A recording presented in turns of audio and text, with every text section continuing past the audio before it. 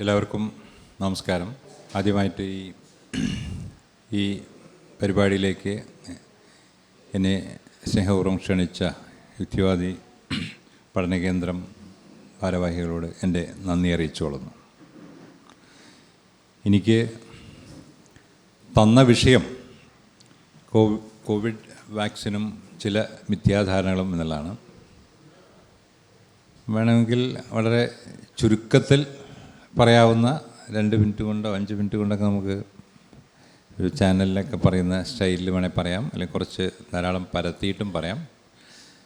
ഞാൻ രണ്ടിനും ഇടയിലായിട്ട് വളരെയധികം സമയം എടുക്കാതെ തന്നെ, എന്നാൽ ഇതിനെക്കുറിച്ച് വെറും കോവിഡ് വാക്സിൻ്റെയും അതിൻ്റെ പാർശ്വഫലങ്ങളെയോ അല്ലെങ്കിൽ തെറ്റിദ്ധാരണകളെക്കുറിച്ചും മാത്രമല്ല, മൊത്തം വാക്സിനേഷനെക്കുറിച്ചും അതിൻ്റെ പ്രാധാന്യത്തെക്കുറിച്ചും അതിനുണ്ടാകാവുന്ന പ്രശ്നങ്ങളെക്കുറിച്ചും വാക്സിൻ എടുക്കുന്ന ആളുകളുടെ ശതമാനം മൊത്തത്തിൽ ലോകത്തിൽ കുറഞ്ഞുകൊണ്ട് വരുന്നു എന്നുള്ള ഒരു എന്താ പറയുക, നമുക്ക് പരിഭ്രമം ഉണ്ടാക്കേണ്ട ഒരു സ്ഥിതിയെക്കുറിച്ചും എല്ലാം ആണ് ഞാനിവിടെ സംസാരിക്കാൻ ഉദ്ദേശിക്കുന്നത്. ഇന്ന് ഗുരു സമാധിയാണ്. നമ്മൾ ഇത്തിരി മുമ്പ് ആഗോള സംഗമത്തിനെ കുറിച്ചൊക്കെ പറഞ്ഞു കേട്ടിരുന്നു. അപ്പോൾ ഒരു കൂടുതലൊരു മതാത്മകമായ ഒരു രാഷ്ട്രം ആണ് നമ്മൾ ഇപ്പോൾ ഇവിടെ ഇന്ത്യയിൽ വന്നുകൊണ്ടിരിക്കുന്നത്. ഇന്ത്യയിൽ മാത്രമല്ല, പാശ്ചാത്യ രാജ്യങ്ങളിലായാലും മറ്റ് ഇസ്ലാമിക രാജ്യങ്ങളിലായാലും ഒക്കെ തന്നെ മതം കൂടുതൽ പല രീതിയിലും പിടിമുറക്കുന്നതായിട്ട് നമ്മൾ കാണുന്നുണ്ട്. ഇപ്പോൾ നമ്മൾ ഈ വാക്സിനുമായിട്ട് ബന്ധപ്പെട്ട് പറയുമ്പോൾ ട്രംപിൻ്റെ അമേരിക്കയിൽ വാക്സിനുകൾക്ക് വല്ലാതെ ഒരു തിരിച്ചടി നേരിട്ടുകൊണ്ടിരിക്കുകയാണ്. ഒരു വാക്സിൻ വിരുദ്ധനാണ് അവിടുത്തെ ഹെൽത്ത് സെക്രട്ടറി കെന്നഡി. അതുപോലെ തന്നെ മറ്റ് യൂറോപ്യൻ രാജ്യങ്ങളിലും അടക്കം മറ്റ് അറബ് ഇസ്ലാമിക് രാജ്യങ്ങളിലൊക്കെ തന്നെ വാക്സിൻ ഹെസിറ്റൻസി അല്ലെങ്കിൽ വാക്സിൻ സ്കെപ്റ്റിസിസം എന്ന് പറയുന്ന വാക്സിൻ വിരുദ്ധത കുറേ വലിയ രീതിയിൽ ഉണ്ടായിക്കൊണ്ടിരിക്കുന്നത്. അതിനൊരു അപവാദം സത്യം പറഞ്ഞാൽ ആഫ്രിക്ക മാത്രമാണ്. ആഫ്രിക്ക ഒഴിച്ച് മറ്റു പല രാജ്യങ്ങളിലും വാക്സിൻ്റെ അപ്ടേക്ക് കുറഞ്ഞുകൊണ്ടിരിക്കുന്നൊരു സമയമാണ്. അപ്പോൾ എനിക്ക് തോന്നുന്നത് നാരായണ ഗുരുവിൻ്റെ ഈ സമാധി ദിവസം ഒരുപക്ഷെ എനിക്ക് തോന്നുന്നു ശാസ്ത്രത്തിന് വളരെ പ്രാധാന്യം കൊടുക്കുകയും അന്ധവിശ്വാസങ്ങൾക്ക് എതിരെ കേരള നവോത്ഥാനം നയിച്ച ശ്രീനാരായണ ഗുരുവിൻ്റെ സ്മരണയ്ക്ക് മുന്നിലാണ് ഞാൻ ഈ പ്രഭാഷണം നടത്തുന്നത്. ഞാൻ പറയാൻ പോകുന്നതിൻ്റെ ഒരു ഉള്ളടക്കം ഇങ്ങനെയാണ്. നമ്മൾ പ്രധാനമായിട്ട് നമുക്കറിയാമെങ്കിലും വീണ്ടും പറയുന്നത് നല്ലതാണെന്ന് എനിക്ക് തോന്നുന്നു. വാക്സിനുകളെക്കുറിച്ച് ഒരുപാട് ചോദ്യങ്ങളും സംശയങ്ങളും ഉണ്ടാവാനുള്ള സാധ്യതകളുണ്ട്. അതുകൊണ്ട് തന്നെ എൻ്റെ പ്രഭാഷണത്തിന് ശേഷം കുറച്ച് ദീർഘമായിട്ട് തന്നെ ചോദ്യോത്തരം ഉണ്ടായാലും തെറ്റില്ല എന്നാണ് എനിക്ക് തോന്നുന്നത്. ഞാൻ കവർ ചെയ്യാൻ പറ്റാത്ത പലതും നിങ്ങൾ ചോദിക്കുകയും എനിക്ക് ഉത്തരം പറയാൻ സാധിക്കുകയും ചെയ്താൽ നല്ല കാര്യമാണ്. ഇതാണ് എൻ്റെ ഉള്ളടക്കം. എന്താണ് വാക്സിൻ എന്തിനാണ് നമ്മൾ ഉപയോഗിക്കുന്നത്, അതുപോലെ തന്നെ കോവിഡ് വാക്സിനുകളുടെ ചരിത്രം, പിന്നെ കോവിഡ് വാക്സിനുകൾക്കുള്ള പാർശ്വഫലങ്ങളെക്കുറിച്ച് നമുക്ക് സംസാരിക്കുന്നു. പിന്നെ കോവിഡ് വാക്സിനെക്കുറിച്ചുള്ള തെറ്റിദ്ധാരണകൾ, നമ്മുടെ പ്രധാന ടോപ്പിക് അതാണ്. എൻ്റെ കൂടെ ഒരു സംഗ്രഹവും, ഇതാണ് ഞാൻ ഉദ്ദേശിക്കുന്ന പ്രഭാഷണം. എന്താണ് വാക്സിൻ എന്നുള്ളതാണ് നിങ്ങൾക്ക് എല്ലാവർക്കും അറിയാം. എങ്കിലും ഒരു അസുഖത്തിനെ അല്ലെങ്കിൽ ഒരു ഇൻഫെക്ഷനെ, രോഗാണു വന്നുണ്ടാകുന്നൊരു ഇൻഫെക്ഷനെ നമ്മൾ ആർട്ടിഫിഷ്യലായിട്ടൊന്ന് അനുകരിക്കുകയാണ്, മിമിക്രിയാണ്. നമ്മൾ അസുഖം ശരിക്കും രോഗാണു ഉള്ളിൽ കയറുന്നില്ലെങ്കിലും രോഗാണുവിൻ്റെ ചില ഭാഗങ്ങളെ എടുത്ത് നമ്മളതിനെ ഒരു ആൻറ്റിജൻ ആക്കിയിട്ട്, ഇങ്ങനെയുള്ള ഭാഗങ്ങളെ നമ്മൾ ആൻറ്റിജൻ എന്നാണ് പറയുക. ആൻറ്റിജൻ എന്ന് പറയുമ്പോൾ ഒരു ഫോറിൻ പ്രോട്ടീൻ, ആ ആൻറ്റിജൻ നമ്മുടെ ശരീരത്തിൻ്റെ ഉള്ളിൽ കയറുമ്പോൾ അത് ആൻറ്റിബോഡി ഉണ്ടാക്കുകയും ആ ആൻറ്റിബോഡി ഒരു വാക്സിനുള്ള ആൻറ്റിജൻ ആയതുകൊണ്ട് അത് രോഗമുണ്ടാക്കില്ല. എന്നാൽ അതേസമയം പിന്നീട് ശരിക്കുള്ള രോഗാണു ഉള്ളിൽ വരുമ്പോൾ ആൻറ്റിബോഡി റെഡിയായിട്ട് ഈ രോഗാണുവിനെ സെല്ലിൻ്റെ ഉള്ളിൽ കടക്കുന്ന അടക്കം തടയുകയും ഈ സെല്ലിൻ്റെ ഉള്ളിൽ കടന്നാൽ തന്നെ അത് ടി സെൽ വെച്ച് ആ സെല്ലിനെ അല്ലെങ്കിൽ ആ രോഗാണുവിനെ എത്രയും പെട്ടെന്ന് നശിപ്പിക്കുകയും ചെയ്യാൻ സാധിക്കുന്ന ഒരു സംവിധാനത്തിനെയാണ് നമ്മൾ വാക്സിനേഷൻ എന്ന് പറയുന്നത്. അതിന് ഉപയോഗിക്കുന്ന ഈ ആൻറ്റിജനുകളെയൊക്കെയാണ് നമ്മൾ വാക്സിൻ എന്ന് പറയുന്നത്. പലതരം വാക്സിൻ ഉണ്ട്. നമുക്കറിയാം BCG മുതൽ ഇപ്പോൾ നമ്മുടെ mRNA വാക്സിൻ വരെ. അപ്പോൾ അതിൽ ഡെഡായിട്ടുള്ള ബാക്ടീരിയകളുണ്ട്, ഇനാക്റ്റീവായിട്ടുള്ള ബാക്ടീരിയ ഉണ്ട്, ഇനാക്റ്റീവായിട്ടുള്ള വൈറസ് ഉണ്ട്. ലൈവ് വൈറസുകൾ എന്നാൽ അതിന് സ്വന്തമായിട്ട് പെറ്റുപെരുകാനുള്ള കഴിവ് നമ്മൾ നഷ്ടപ്പെടുത്തിക്കൊണ്ട് ആ ലൈവ് വൈറസിൻ്റെ ചില ഭാഗങ്ങൾ മാത്രമായിട്ട് എടുത്ത് കൊടുക്കുന്നുണ്ട്. അതുപോലെ തന്നെ ഇപ്പോൾ ഈ mRNA എന്ന് പറഞ്ഞ നൂതന ടെക്നോളജി വെച്ചിട്ടുള്ള, അതായത് ഒരു mRNA എന്ന് പറഞ്ഞാൽ മെസ്സഞ്ചർ RNA ആണ്. അപ്പോൾ സെല്ലിൻ്റെ ഉള്ളിൽ പോയി ഈ ചില കാര്യങ്ങൾ ചെയ്യാനുള്ളൊരു മെസ്സേജ് കൊടുക്കുന്ന മെസ്സഞ്ചർ RNA. അപ്പോൾ ഈ രോഗാണുവിനെതിരായിട്ടുള്ള ആൻറ്റിബോഡീസ് ഉണ്ടാക്കാനുള്ളൊരു മെസ്സേജ് കൺവേ ചെയ്യുന്ന ഒരു mRNA വാക്സിനുകൾ മുതലാണ്. അതാണ് ഇപ്പോഴത്തെ നമ്മുടെ ഏറ്റവും പുതിയ വാക്സിനുകൾ. ഇങ്ങനെയുള്ള വാക്സിനുകളാണ് നമ്മുടെ മുന്നിലുള്ളത്. അപ്പോൾ ഈ വാക്സിനുകളുടെ പ്രത്യേകത, നമ്മൾ പലരും പറയുന്നത് നാച്ചുറൽ ഇമ്മ്യൂണിറ്റി ആണോ വാക്സിനിൽ ഉണ്ടെന്ന് പറഞ്ഞാൽ നാച്ചുറൽ ഇമ്മ്യൂണിറ്റി തന്നെയാണ്, അല്ലാതെ വേറെ എന്തെങ്കിലും ഒരു പ്രത്യേക ഇമ്മ്യൂണിറ്റി ഒന്നുമില്ല.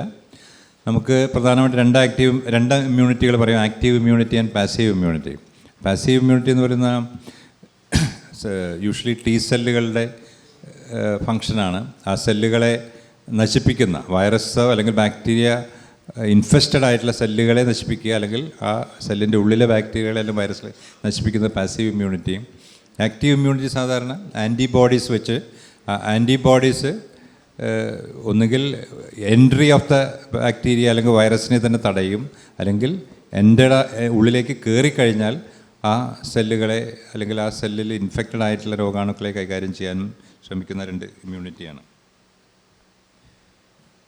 അപ്പോൾ ഇതിൽ നമുക്ക് പ്രധാനമായിട്ട് മനസ്സിലാക്കേണ്ടത് ഇത് നാച്ചുറൽ ആയിട്ടുള്ള ശരീരത്തിൻ്റെ ഇമ്മ്യൂണിറ്റി തന്നെയാണ്, അല്ലാതെ ആർട്ടിഫിഷ്യൽ എന്ന് പറയാൻ പറ്റില്ല. എന്നാൽ അതിൻ്റെ ഗുണം എന്താ വെച്ചാൽ രോഗം ഉണ്ടാവുന്നില്ല എന്നാണ്. പൂർണ്ണമായ രോഗാണുവിനെ വെച്ചിട്ടല്ല നമ്മൾ വാക്സിൻ ഉണ്ടാക്കുന്നത്. ഓർമ്മയുണ്ടാവും, ആദ്യത്തെ വാക്സിനായിട്ട് നമുക്ക് പറയാവുന്നത് മറ്റേ ജെന്നർ സ്മോൾ ബോക്സിനെതിരായിട്ട് കൗപോക്സ് എന്ന് പറയുന്ന അസുഖം, അത് കുറച്ചുകൂടി ലഘുവാണ്, എന്നാൽ ഏകദേശം അതേ വകുപ്പിൽപ്പെട്ട വൈറസുമാണ്. അപ്പോൾ വാരിയോള, ആ കൗപോക്സ് ഉണ്ടാക്കുന്ന മറ്റേ സ്രവങ്ങൾ, അതിൻ്റെ വ്രണങ്ങൾ ഉണ്ടാകുന്ന സ്രവങ്ങൾ എടുത്ത് ഒരു ബാലന് കുത്തിവയ്ക്കുകയും അങ്ങനെ ആ ബാലന് സ്മോൾ ബോക്സ് വരാതിരിക്കുകയും ചെയ്തു എന്നുള്ളതിൽ വെച്ചാണ് അന്നത്തെ ആ വാക്സിൻ്റെ ചരിത്രം തുടങ്ങുന്നത്. അതിൻ്റെ ഡീറ്റെയിൽസ് ഞാൻ പോകുന്നില്ല. ഇതിൽ ഒരു കാര്യം കൂടി ഞാൻ പറയാം, നിങ്ങളെല്ലാം ധാരാളം കേട്ടിട്ടുള്ള കാര്യമാണ്. ഈ ചില ആളുകൾക്ക് ഈ ആൻറ്റിബോഡീസ് ഉണ്ടാവാത്ത ആളുകളുണ്ട്, പല കാരണങ്ങൾ കൊണ്ട്. ജന്മനാ തന്നെ ചില ഇമ്മ്യൂൺ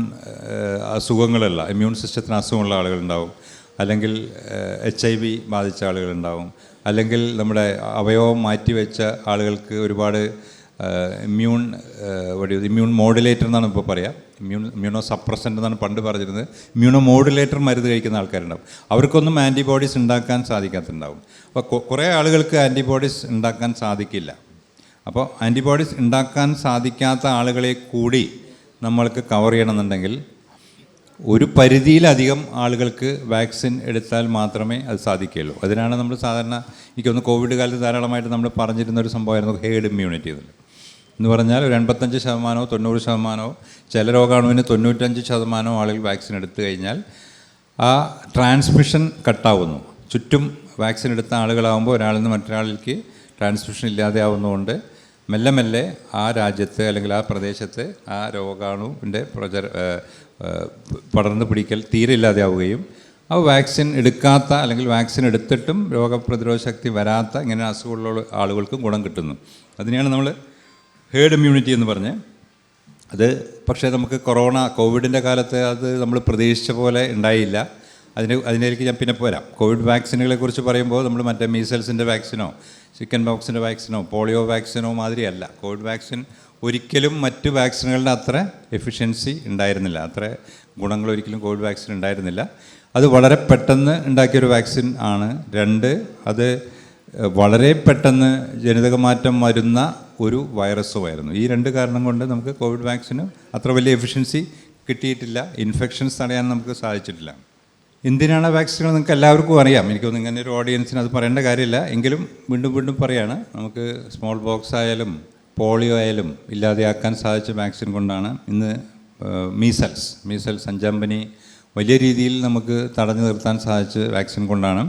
നിർഭാഗ്യവശാൽ മീസൽസ് പ്രത്യേകിച്ച് അമേരിക്കയിലും US മറ്റ് രാജ്യങ്ങളിലൊക്കെ തന്നെ ഇന്നിപ്പോൾ കൂടി വരുന്നുണ്ട്. ഇന്ത്യയിൽ ഓൾറെഡി ഉണ്ട്. ഇന്ത്യയിൽ ഒരിക്കലും അത്ര വലിയൊരു കവറേജ് മീസൽസിന് ഉണ്ടായിരുന്നില്ല.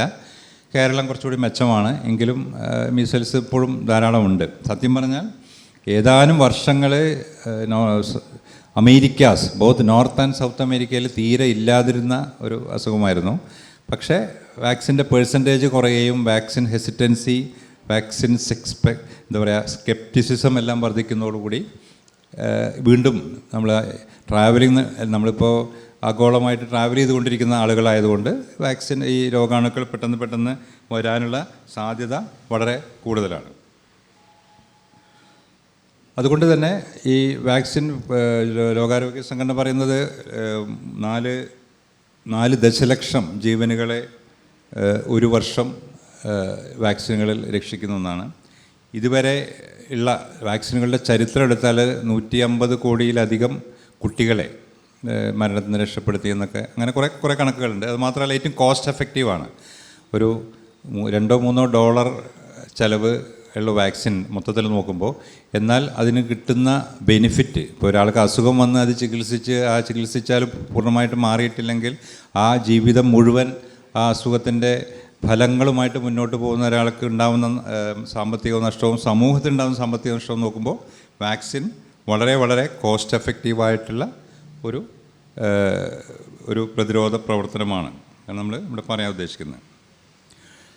ഇതിൽ വാക്സിനുകളുടെ ഒരു ലിസ്റ്റാണ് WHO. നമുക്കറിയാം എല്ലാ വാക്സിനുകളൊന്നും നമ്മളിവിടെ ഉപയോഗിക്കുന്നില്ല. പ്രധാനമായിട്ട് നമ്മൾ ഉപയോഗിക്കുന്ന വാക്സിനുകളെ കുറിച്ച് നിങ്ങൾക്കറിയാം.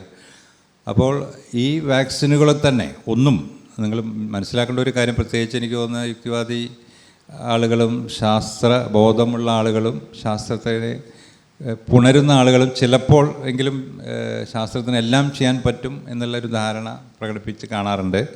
പല വാക്സിനുകൾക്കും അത്ര പൂർണ്ണമായ എഫക്റ്റീവ്നെസ് ഇല്ല. പൂർണ്ണമായിട്ട് എഫക്റ്റീവ്നെസ് ഉണ്ടെന്ന് നമുക്ക് ഉറപ്പിച്ച് പറയാവുന്ന ഒന്ന് പറഞ്ഞാൽ മീസൽസ് വാക്സിൻ ആയിരിക്കണം, അല്ലെങ്കിൽ നമ്മുടെ ഹെപ്പറ്റൈറ്റിസ് ബിക്ക് കൊടുക്കുന്ന വാക്സിൻ ആയിരിക്കും. ഹെപ്പറ്റൈറ്റിസ് എ ആ വാക്സിൻ അത്യാവശ്യം നല്ലതാണ്. ചിക്കൻ ബോക്സിൻ്റെ വാക്സിൻ, അതുപോലെയുള്ള വാക്സിനുകൾക്ക് കിട്ടുന്ന അത്ര ബെനിഫിറ്റ്. ഇപ്പോൾ നമ്മൾ BCG കുറിച്ച് കേട്ടിട്ടില്ല. BCG ചെറുപ്പം മുതലേ എല്ലാവരും കേട്ടിട്ടുണ്ടാവും, എല്ലാവരും എടുത്തിട്ടും ഉണ്ടാവും. പക്ഷെ നമുക്ക് TB ഇല്ലാതാക്കാൻ കഴിഞ്ഞിട്ടില്ല. അപ്പോൾ അതുപോലെ തന്നെ ഇപ്പോൾ ടൈഫോയിഡിൻ്റെ വാക്സിൻ ഉണ്ട്. അതുപോലെ നമ്മളിപ്പോൾ ഡെങ്കി വാക്സിൻ വന്നുകൊണ്ടിരിക്കുന്നു, ചില രാജ്യങ്ങളിലൊക്കെ പരീക്ഷിച്ചുകൊണ്ടിരിക്കുന്നു. ചിക്കൻ ഗുനിയയുടെ വാക്സിൻ ചിലപ്പോൾ ഭാവിയിൽ വരാൻ സാധ്യതയുണ്ട്. അങ്ങനെ ഒരുപാട് വാക്സിൻസ് ഉണ്ട്. HPV vaccine, human papilloma virus vaccine, cancer തടയാനുള്ള വാക്സിൻ എന്ന രീതിയിൽ വന്നിട്ടുണ്ട്. എന്നാൽ ഇതിൻ്റെ എല്ലാം എഫിക്കസി 100%, 95% ഒന്നും ഇല്ല എന്നുള്ള കാര്യം കൂടി മനസ്സിലാക്കേണ്ടതാണ്. ഇതിൽ സാധാരണ ഒരു ഇൻഫെക്ഷൻ വരുമ്പോൾ ഉണ്ടാകുന്ന ഒരു ഇമ്മ്യൂൺ റെസ്പോൺസാണ് ഇതിൽ കാണിച്ചിരിക്കുന്നത്. അത് മനസ്സിലാക്കേണ്ട ഒരു സംഭവമാണ്. എന്തുകൊണ്ടെന്ന് വെച്ചാൽ ഒരു ഇൻഫെക്ഷൻ വരുമ്പോൾ എങ്ങനെയാണ് നമ്മുടെ ശരീരം റിയാക്ട് ചെയ്യുന്നത്. ആദ്യം ഒരു പാസീവ് ഇമ്മ്യൂണിറ്റിയും പിന്നെ ഒരു ആക്റ്റീവ് ഇമ്മ്യൂണിറ്റി എല്ലാം ഡെവലപ്പ് ചെയ്യും. ആദ്യം ഉടനെ തന്നെ നമ്മുടെ ഈ T സെൽസ് എല്ലാം വന്ന് ഇതൊരു വിദേശിയാണെന്നും ഇവൻ പ്രശ്നം ഉണ്ടാക്കാൻ സാധ്യതയുണ്ടെന്നും അതിനെ കൊല്ലാനുള്ള ശ്രമങ്ങൾ നടത്തും. പക്ഷേ എപ്പോഴും വിജയിക്കണമെന്നില്ല. അതിൻ്റെ അത് കുറച്ച് സ്ലോ ആയിരിക്കും. നിങ്ങൾക്കതിൽ മനസ്സിലാവുന്നുണ്ടോ എന്ന് എനിക്കറിയില്ല. ആ കളർ വെച്ച് നോക്കുമ്പോൾ സെല്ലുലാർ റെസ്പോൺസും early antibody and late antibody, ആ മഞ്ഞ ഇതാണ് സെല്ലുലാർ റെസ്പോൺസ്. രോഗാണു വന്ന് ആ രോഗലക്ഷണങ്ങൾ തുടങ്ങുമ്പോൾ തന്നെ സെല്ലുലാർ റെസ്പോൺസ് തുടങ്ങുന്നുണ്ട്. പക്ഷേ അതെല്ലാം പൂർണ്ണമായിട്ട് ആ രോഗാണുവിനെ കളയാൻ പറ്റുന്ന അത്ര ശക്തിയുള്ളതായിരിക്കില്ല. പിന്നെയുള്ളതാണ് 2 ആൻറ്റിബോഡി, IgM, IgG ആൻറ്റിബോഡീസ്. ഇത് വാക്സിനേറ്റഡ് അല്ലാത്ത ഒരാളിൽ ഒരു ഇൻഫെക്ഷൻ ഉണ്ടാവുമ്പോൾ ഉണ്ടാവുന്ന റെസ്പോൺസാണ് ഈ കാണിക്കുന്നത്. ഇതും ഇനേറ്റ് ഇമ്മ്യൂൺ റെസ്പോൺസ് നേരത്തെ പറഞ്ഞ പോലെ തന്നെ സെല്ലുലാർ ഇമ്മ്യൂണിറ്റിയുടെ ഭാഗമാണ്. നമുക്ക് എല്ലാവർക്കും ഈ ഇനേറ്റ് ഇമ്മ്യൂൺ റെസ്പോൺസ് ഉണ്ട്. അപ്പോൾ എന്തെങ്കിലും ഒരു രോഗമാണ് നമ്മുടെ അടുത്ത് വരുമ്പോൾ ഈ സെല്ലുകളെല്ലാം macrophage, neutrophils, natural killer cells, അതുപോലെ ഡെൻഡ്രിറ്റിക് സെൽസ്, ഇതെല്ലാമാണ് ഒരുമിച്ച് പടപൊരുതി ഈ രോഗാണുവിനെ ഒതുക്കാനോ കൊല്ലാനോ ശ്രമിക്കുന്നത്. പിന്നെ ഇതിന് അഡാപ്റ്റീവ് ഇമ്മ്യൂൺ റെസ്പോൺസും പറയും.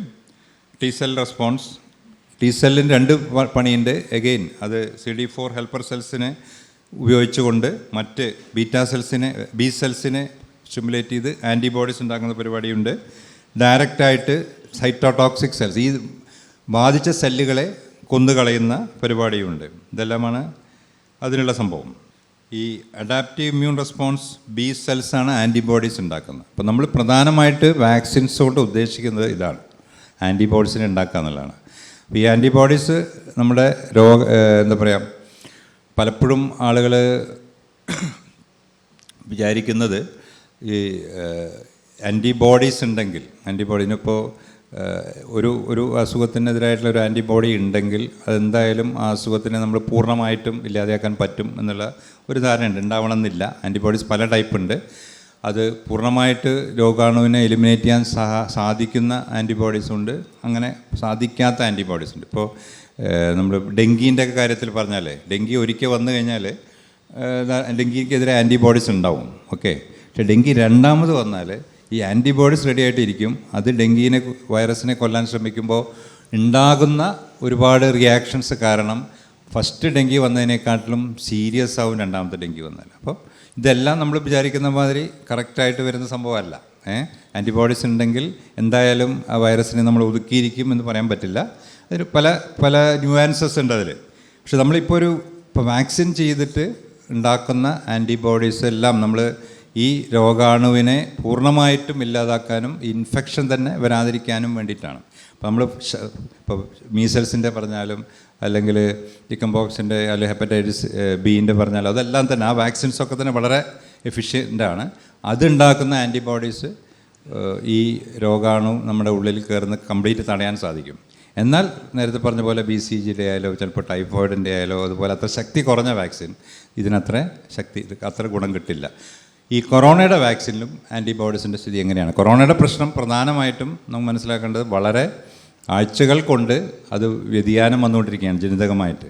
അതുകൊണ്ട് സ്റ്റാർട്ട് ഉണ്ടാക്കിയിട്ടുള്ള വാക്സിൻ ഒരു 6 മാസം ആകുമ്പോൾ തന്നെ അതിൻ്റെ ഫലപ്രാപ്തി കുറഞ്ഞു. 1 വർഷം 1.5 വർഷം ആകുമ്പോൾ അതിൻ്റെ ഫലപ്രാപ്തി വല്ലാതെ കുറഞ്ഞിട്ടുണ്ട്. എങ്കിലും ഫലപ്രാപ്തി കുറഞ്ഞു എന്ന് പറഞ്ഞിട്ടെങ്കിലും ഹോസ്പിറ്റലൈസേഷനും ഡെത്തും കുറയ്ക്കാൻ, ആശുപത്രിവാസവും മരണങ്ങളും കുറയ്ക്കാനായിട്ട് വാക്സിനുകൾക്ക് കാര്യമായിട്ട് കഴിഞ്ഞിട്ടുമുണ്ട്. ഇനി ഇത് ഒരു വാക്സിൻ എടുത്ത ഒരാളുടെ റെസ്പോൺസാണ് ഈ കാണിക്കുന്നത്. വാക്സിൻ എടുത്തു കഴിഞ്ഞാൽ ആദ്യം തന്നെ ആൻറ്റിബോഡീസ് ഉണ്ട്. അപ്പോൾ ഈ രോഗാണു അതായത് നമ്മുടെ ബ്ലൂ കളറിലാണ് വൈറസിൻ്റെ ലോഡാണ് എഴുതിയിരിക്കുന്നത്. മറ്റത് രണ്ടും സെല്ലുലാർ ഇമ്മ്യൂണിറ്റിയും ആൻറ്റിബോഡി ബേസ്ഡ് ബി സെൽ ഇമ്മ്യൂണിറ്റിയാണ്. അപ്പോൾ അത് രണ്ടും വളരെ സ്ട്രോങ് ആയതുകൊണ്ട് തന്നെ വൈറസ് മേലെ കയറുന്നേ ഇല്ല. വാക്സിൻ എടുത്തുള്ള ഗുണം, എഫക്റ്റീവായിട്ടുള്ള വാക്സിൻ എടുത്തുള്ള ഗുണമാണ് ഈ സ്ലൈഡിൽ കാണുന്നത്. അഗെയിൻ അതിൻ്റെ തന്നെ തുടർച്ചയാണ്. An immune response induced by vaccines രണ്ടും ഉണ്ട്. ഞാൻ പറഞ്ഞു ടി സെൽസ് പോയിട്ട് ബി സെൽസിനെ സ്റ്റിമുലേറ്റ് ചെയ്ത് ആൻറ്റിബോഡീസ് ഉണ്ടാക്കുന്നു. അതുപോലെ ടി സെൽസ് പോയി CD8 സെൽസിനെ സ്റ്റിമുലേറ്റ് ചെയ്തിട്ട് ഉള്ളിലേക്ക് കയറിയ വൈറസിനെ നശിപ്പിക്കുന്നു. ആൻറ്റിബോഡീസ് യൂഷ്വലി വൈറസ് സെല്ലിൻ്റെ ഉള്ളിൽ കയറുന്നേ തടയും, മറ്റത് ഉള്ളിൽ കയറിയിട്ടുണ്ടെങ്കിൽ അതിനെ നശിപ്പിക്കും. ഇതാണ് ബിയും സിയും തമ്മിലുള്ള വ്യത്യാസം. ഇതൊരു ബേസിക് സയൻസാണ്, എങ്കിലും എനിക്ക് തോന്നുന്നത് താല്പര്യം ഉണ്ടെങ്കിൽ എന്ന് വിചാരിച്ചിട്ടാണ് ഞാൻ ഈ സ്ലൈഡ്സ് വെച്ചത്. ഇനി നമ്മുടെ കൊറോണ വാക്സിനിലേക്ക് വരാം. അതായത് നമ്മുടെ പ്രധാന ചർച്ച. നമുക്കറിയാം 2019 ഡിസംബർ മാസത്തിൽ വുഹാനിൽ ആദ്യം SARS-CoV-2 എന്ന വൈറസ്, അന്ന് പേരിട്ടിട്ടില്ല, പ്രശ്നങ്ങൾ ഉണ്ടാക്കാൻ തുടങ്ങി. 2020 എനിക്ക് തോന്നുന്നു ജാനുവരി അവസാനമാണ് ലോകാരോഗ്യ സംഘടന ഇതൊരു വലിയൊരു പാൻഡമിക്കോ എപ്പിഡമിക്കോ ആവാൻ സാധ്യതയുണ്ട് എന്നുള്ളൊരു സൂചന നൽകിയത്. തുടക്കത്തിൽ നമ്മൾ ആദ്യം വിചാരിച്ചത് മനുഷ്യനിൽ നിന്ന് മനുഷ്യർക്ക് സ്പ്രെഡ് ചെയ്യില്ല എന്നൊക്കെയാണ് ചൈനയിൽ നിന്ന് ഫസ്റ്റ് വന്ന ഒരു കമൻറ്റ് അല്ലെങ്കിൽ ഒരു റിപ്പോർട്ട്. പിന്നീട് വളരെ പെട്ടെന്ന് തന്നെ പകരും എന്ന് നമുക്ക് മനസ്സിലായി. അപ്പോൾ അതിന് വളരെ പാൻഡമിക്കായി. ഒരു പക്ഷേ ഇതിൻ്റെ ഏറ്റവും പ്രധാനമായൊരു പ്രശ്നം SARS-CoV ഉണ്ടായിരുന്നത് രോഗലക്ഷണം തുടങ്ങുന്നതിന് മുമ്പ് തന്നെ പകരുന്ന വളരെ അപൂർവം ഒരു രോഗാണു ആയിരുന്നു ഈ SARS-CoV അല്ലെങ്കിൽ ആണ് ഇപ്പോഴും ഉണ്ട് നമ്മുടെ കൂടെ. അപ്പോൾ അതിൻ്റെ ടൈം ലൈനാണ്, അതിൻ്റെ ഡീറ്റെയിൽസ് നമുക്ക് പോകുന്നില്ല. നമുക്കറിയാം ആസ്ട്രാസെനക്കയുടെ വാക്സിനും ഈ ഫൈസറിൻ്റെ വാക്സിനും അതിൻ്റെ ഒപ്പം തന്നെ മൊഡേണയുടെ വാക്സിനും ആണ് ആദ്യം വന്നത്. അപ്പോൾ ഒരു പ്രീ ക്ലിനിക്കൽ സ്റ്റഡി നിങ്ങൾക്ക് നോക്കിയാലറിയാം. ആദ്യത്തെ pre clinical study, phase 1 and phase 2 study and phase 3 study, ഇതെല്ലാം തന്നെ വളരെ പെട്ടെന്ന് വന്നു. ഒരിക്കലും ലോക ചരിത്രത്തിൽ, ശാസ്ത്ര ചരിത്രത്തിൽ ഒരു പുതിയൊരു രോഗാണു എന്താണെന്ന് ഡിഫൈൻ ചെയ്ത് ജാനുവരി 2020 അതിൻ്റെ ആ വർഷം തന്നെ അപ്രൂവൽ ഡിസംബറിലാവുമ്പോൾ തന്നെ ആ വാക്സിൻ്റെ ആ 3 വാക്സിനുകൾക്കും ഏകദേശം അപ്രൂവൽ ഒരുമിച്ച് കിട്ടി എന്നുള്ളതാണ്. അപ്പോൾ ഒരു വർഷം തന്നെ എടുത്തിട്ടില്ല, ഒരു വർഷത്തിന് മുമ്പ് തന്നെ വാക്സിൻ ഡെവലപ്പ് ചെയ്തിട്ടുണ്ട്. അതിൽ ചില പ്രശ്നങ്ങളും ഉണ്ടായിട്ടുണ്ട്. അതായത് നമ്മൾ ഇത്ര പെട്ടെന്ന് ഒരു വാക്സിൻ ഡെവലപ്പ് ചെയ്തിട്ട് രോഗികൾക്ക് അല്ലെങ്കിൽ ജനങ്ങൾക്ക് കൊടുക്കുമ്പോൾ നമുക്കതിൻ്റെ ലോങ് ടേം ഇഫക്ട്സ് നമുക്ക് അറിയുന്നുണ്ടായിരുന്നില്ല. അപ്പോൾ അതുകൊണ്ട് തന്നെ ആളുകൾക്ക് ഒരുപാട് പേടിയുണ്ടായിരുന്നു. ആളുകൾക്ക് മാത്രമല്ല, ശാസ്ത്രജ്ഞന്മാർക്കൊക്കെ തന്നെ ലോങ് ടേം പ്രശ്നങ്ങൾ ഉണ്ടാവുമോ ഇല്ലേ എന്നൊക്കെയുള്ള ഭയങ്കര സംശയങ്ങളൊക്കെ ഉണ്ടായിരുന്നു. എങ്കിലും എനിക്ക് തോന്നുന്നു നിങ്ങൾക്ക് ഓർമ്മയുണ്ടാവും, മാർച്ചിലൊക്കെ തന്നെ യൂറോപ്പിൽ, ഇറ്റലിയിലായാലും അതിനുശേഷം ഇംഗ്ലണ്ടിലായാലും വ്യാപകമായ മരണങ്ങളാണ് നമ്മൾ റിപ്പോർട്ട് ചെയ്തുകൊണ്ടിരുന്നത്.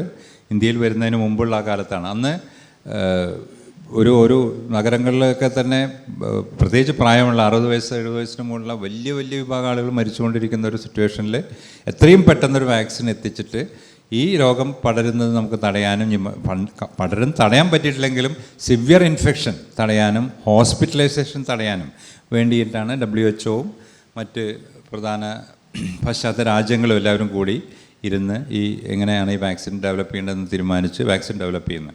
അപ്പോൾ അതിന് ഒരു എഫിഷ്യൻസി വെച്ചിരുന്നു. 50% വാക്സിൻ എഫിഷ്യൻസിയാണ് നമ്മൾ വെച്ചിരുന്നത്. അതിൻ്റെ കണക്കിൽ 50% വാക്സിൻ എഫിഷ്യൻസി പറയുമ്പോൾ അവർ ഉദ്ദേശിച്ചത് ഒരു 50% ആളുകളിൽ ഇൻഫെക്ഷൻ തടയണമെന്നും അത്രയും ഉദ്ദേശിച്ചിട്ടുണ്ടായിരുന്നു മിനിമം. അങ്ങനെയുള്ള വാക്സിൻ ഉണ്ടെങ്കിൽ അതിനെല്ലാം അപ്രൂവൽ കൊടുക്കാം എന്നാണ് ഫസ്റ്റ് പറഞ്ഞിരുന്നത്. അപ്പോൾ തുടക്കത്തിൽ വന്നപ്പോൾ തന്നെ ഫസ്റ്റ് വന്ന സ്ട്രെയിനിന് ആദ്യത്തെ ആദ്യം വന്ന സ്ട്രെയിനെതിരെയാണല്ലോ വാക്സിൻസ് പരീക്ഷിക്കുന്നത്. വളരെ നല്ല, അതായത് 90-ന് മുകളിൽ 90-നും 100-നും ഇടയ്ക്ക് വാക്സിൻ എഫിഷ്യൻസി നമുക്ക് ഇനീഷ്യലിയുള്ള പഠനങ്ങളിൽ കിട്ടിയിരുന്നു. അപ്പോൾ അതുകൊണ്ട് തന്നെ വളരെ ശുഭാപ്തി വിശ്വാസത്തോടുകൂടിയാണ് നമ്മളെല്ലാം വാക്സിൻ എടുത്തത്. അന്ന് പക്ഷേ പഠിച്ചിരുന്ന സ്ട്രെയിൻ അല്ലായിരുന്നു. എനിക്ക് തോന്നുന്നു നമ്മുടെ കാര്യമായ വാക്സിൻ ഉപയോഗിക്കാൻ തുടങ്ങുമ്പോഴേക്കും സ്ട്രെയിൻ എല്ലാം മാറുകയും ചെയ്തു. അപ്പോൾ അതിൻ്റെ എഫിക്കസി അതിനനുസരിച്ച് കുറയുകയും ചെയ്തു. അതിനെക്കുറിച്ച് ഞാൻ പറയാം. ഇതാണ് അന്ന് പ്രധാനമായിട്ടുണ്ടായിരുന്ന വാക്സിനുകൾ. നമുക്ക് അറിയാവുന്ന വാക്സിനുകൾ തന്നെയാണ്. mRNA വാക്സിൻസ് 2 ഉണ്ടായിരുന്നു, ഫൈസറിൻ്റെയും മോഡേണയുടെയും ഉണ്ടായിരുന്നു. റീകോമ്പിനൻറ്റ് വൈറൽ വെക്ടർ വാക്സിൻ ആസ്ട്രാസെനക്കയുടെ നമ്മുടെ ഇത് യൂറോപ്യൻ WHO മറ്റേ പേരാണ്. അപ്പോൾ പിന്നെ കോവിഷീൽഡ് രണ്ടും ഒന്ന് തന്നെയാണ്. അപ്പോൾ നമ്മുടെ കോവിഷീൽഡും പിന്നെ ഒരുമിച്ച് തന്നെ വന്ന കോവാക്സിൻ, അതുപോലെ മറ്റേ കൊറോണ വൈറസ് ചൈനീസ് വാക്സിൻസാണ്. നോവോവാക്സും അഗെയിൻ പാശ്ചാത്യ അമേരിക്കൻ വാക്സിനാണ്. അപ്പോൾ ഈ വാക്സിൻസാണ് പ്രധാനമായിട്ടും നമ്മൾ ലോകം ഉപയോഗിച്ചിട്ടുള്ളത്. വേറെയും ചില വാക്സിൻസുകളുണ്ട്, പക്ഷേ ഒന്നും കാര്യമായിട്ട് ഉപയോഗിച്ചിട്ടില്ല. ഏറ്റവും കൂടുതൽ നമ്മൾ ഉപയോഗിച്ചിട്ടുള്ള എല്ലാം കോവിഷീൽഡ് തന്നെയാണ്. വളരെ കുറച്ച് പേര് കോവാക്സിൻ ഉപയോഗിച്ചിട്ടുണ്ട്. അതിൻ്റെ ഡീറ്റെയിൽസ് ഞാൻ പോകുന്നില്ല. എങ്കിൽ കുറച്ച് വ്യത്യസ്തമാണ് ഈ mRNA വാക്സിൻ ആയാലും നമ്മുടെ കോവിഷീൽഡ് ആയാലും കുറച്ച് വ്യത്യസ്തമായിട്ടുള്ള വാക്സിൻസാണ്. ഇപ്പോൾ നമ്മൾ സാധാരണയുള്ള മറ്റ് മീസൽസിനോ പോളിയോനോ മറ്റോ കൊടുത്തിരുന്ന വാക്സിൻസിൻ്റെ ടൈപ്പ് അല്ല. ഇപ്പോൾ mRNA വാക്സിൻ എന്ന് പറയുമ്പോൾ ഞാൻ നേരത്തെ പറഞ്ഞ പോലെ തന്നെ ഈ ആൻറ്റിബോഡീസ് ഉണ്ടാക്കാനുള്ള ഒരു മെസ്സഞ്ചർ RNA എന്നുള്ള രീതിയിൽ കൊടുക്കുകയും അത് സെല്ലിൻ്റെ ഉള്ളിൽ പോയിട്ട് ആൻറ്റിബോഡീസ് ഉണ്ടാക്കുന്ന ഒരു സംവിധാനമായിരുന്നു. മറ്റേത് ആസ്ട്രാസെനക്കയുടെ വാക്സിൻ അല്ല, നമ്മളെല്ലാം എടുത്ത കോവിഷീൽഡ് വാക്സിൻ ആണെങ്കിൽ വേറൊരു വൈറസ്, ഒരു അഡിനോ വൈറസിൻ്റെ ഉള്ളിൽ ഈ SARS-CoV-2 ജനിതക സാധനങ്ങൾ ഉള്ളിൽ കയറ്റിയിട്ട് അഡിനോ വൈറസിനെ കൊണ്ട് നമ്മളെ ഇൻഫെക്റ്റ് ചെയ്യിപ്പിക്കുന്ന ഒരു പരിപാടിയായിരുന്നു. അപ്പോൾ അഡിനോ വൈറസ് ഇൻഫെക്റ്റ് ചെയ്യുമ്പോൾ അതിൽ ഒരു ഇമ്മ്യൂൺ റിയാക്ഷൻ ഉണ്ടാവും. ആ റിയാക്ഷൻ അഡിനോ വൈറസിൻ്റെ ഉള്ളിലുള്ള ഈ ജനിതക SARS-CoV-2 ജനറ്റിക് മോളിക്യൂളിനെതിരെ വരും. അങ്ങനെ വരുന്ന ആൻറ്റിബോഡീസ്, അങ്ങനെയായിരുന്നു അത് ചെയ്തത് നമ്മൾ. ഇതാണ് നമ്മൾ ഉപയോഗിച്ചിരുന്ന വാക്സിൻ. അതിൻ്റെ എഫിക്കസിയെക്കുറിച്ചാണ്. ഇതിൽ നിങ്ങൾ ശ്രദ്ധിച്ചാൽ അറിയാം, പല സ്റ്റഡീസ് ഉണ്ട്. ഞാനതിൽ ഒരുപാട് സ്റ്റഡീസ് ഉണ്ട്. ഇതൊരു 100-150 സ്റ്റഡീസ് ഈ എഫക്റ്റീവ്നെസ്സിനെ കുറിച്ചുണ്ട്. എങ്കിലും നിങ്ങൾക്ക് നോക്കിയാൽ അറിയാം. ഫസ്റ്റ് ഞാൻ വെച്ചിരിക്കുന്നത് ഖത്തറിൽ നിന്നൊരു സ്റ്റഡിയാണ്. അത് ബേസിക്കലി ഇതിൻ്റെ ആസ്ട്രാസെനക്കയുടെ വാക്സിൻ കോവിഷീൽഡിനെ കുറിച്ചുള്ള സ്റ്റഡിയാണ്. അന്ന് റിയൽ വേൾഡ് ഡാറ്റയായിട്ട്, അതായത് വാക്സിൻ പ്രാബല്യത്തിൽ വന്നതിന് ശേഷം അവർ പഠിച്ചതാണ്. 66% ഇൻഫെക്ഷൻ തടയാൻ ഇനി ഉണ്ടായിരുന്നത് 14 ദിവസത്തിനുള്ളിൽ 14 to 30 78.4. അപ്പോൾ ഈ വാക്സിൻ എടുത്ത് രണ്ടാമത്തെ ഡോസ് എടുത്തിട്ട് 30 ദിവസം കഴിയുമ്പോൾ ഉണ്ടാകുന്ന വാക്സിൻ എഫിഷ്യൻസി 78.4. എന്നാൽ പിന്നീട് 150 ദിവസം കഴിയുമ്പോഴേക്കും എഫിഷ്യൻസി കുറയുന്നു. നിങ്ങൾക്കതിൽ കാണുന്നുണ്ടോ എന്ന് എനിക്കറിയില്ല. 45.6 ചുരുങ്ങുന്നു. അപ്പോൾ ഈ വാക്സിൻസ് ഒന്നും വളരെ സ്ട്രോങ് ആയിരുന്നില്ല. ഓക്കെ, 50% മുകളിൽ എഫിക്കസി ഉണ്ടെങ്കിൽ അപ്രൂവ് ചെയ്യാമെന്ന് പറഞ്ഞിട്ട് തന്നെ അപ്രൂവ് ചെയ്തിട്ടുള്ളത്. എന്നാൽ ഗുണം കണ്ടിട്ടുള്ളത് മെയിനായിട്ട് ഈ സിവിയർ ഡിസീസിന് അന്ന് ആ വാക്സിൻ 100% എഫിക്കസിയാണ് സ്റ്റാർട്ടിങ്ങിൽ കിട്ടിയിരുന്നത്. അന്നത്തെ വേരിയൻ്റ് ഏതായിരുന്നു? ബീറ്റ വേരിയൻ്റ് ആയിരുന്നു. ഓക്കെ, എന്നാൽ ഡെൽറ്റ വേരിയൻ്റ് വന്നപ്പോഴേക്കും നമ്മുടെ കോവിഷീൽഡിന് സിവിയർ ഡിസീസിന് പോലും ആ ഗുണം കിട്ടിയിട്ടില്ല. ഡെൽറ്റ വേരിയൻറ്റിന് 65.3% ഉണ്ടായിരുന്നുള്ളൂ. എന്ന് പറഞ്ഞാൽ 35 പേർക്ക് സിവിയർ ഡിസീസ് വരും, 65 പേർക്ക് വരില്ല. വേരിയൻ്റ് മാറിയപ്പോഴേക്കും. ഒമിക്രോൺ വന്നപ്പോഴേക്കും അതിലും കുറഞ്ഞു. സിവിയർ ഡിസീസിൻ്റെ വാക്സിൻ എഫിഷ്യൻസി പിന്നെയും കുറഞ്ഞു. അപ്പോൾ ഈ വാക്സിനേഷൻ വളരെ വിജയകരമായിരുന്നു നമുക്ക് പറയാൻ പറ്റില്ല.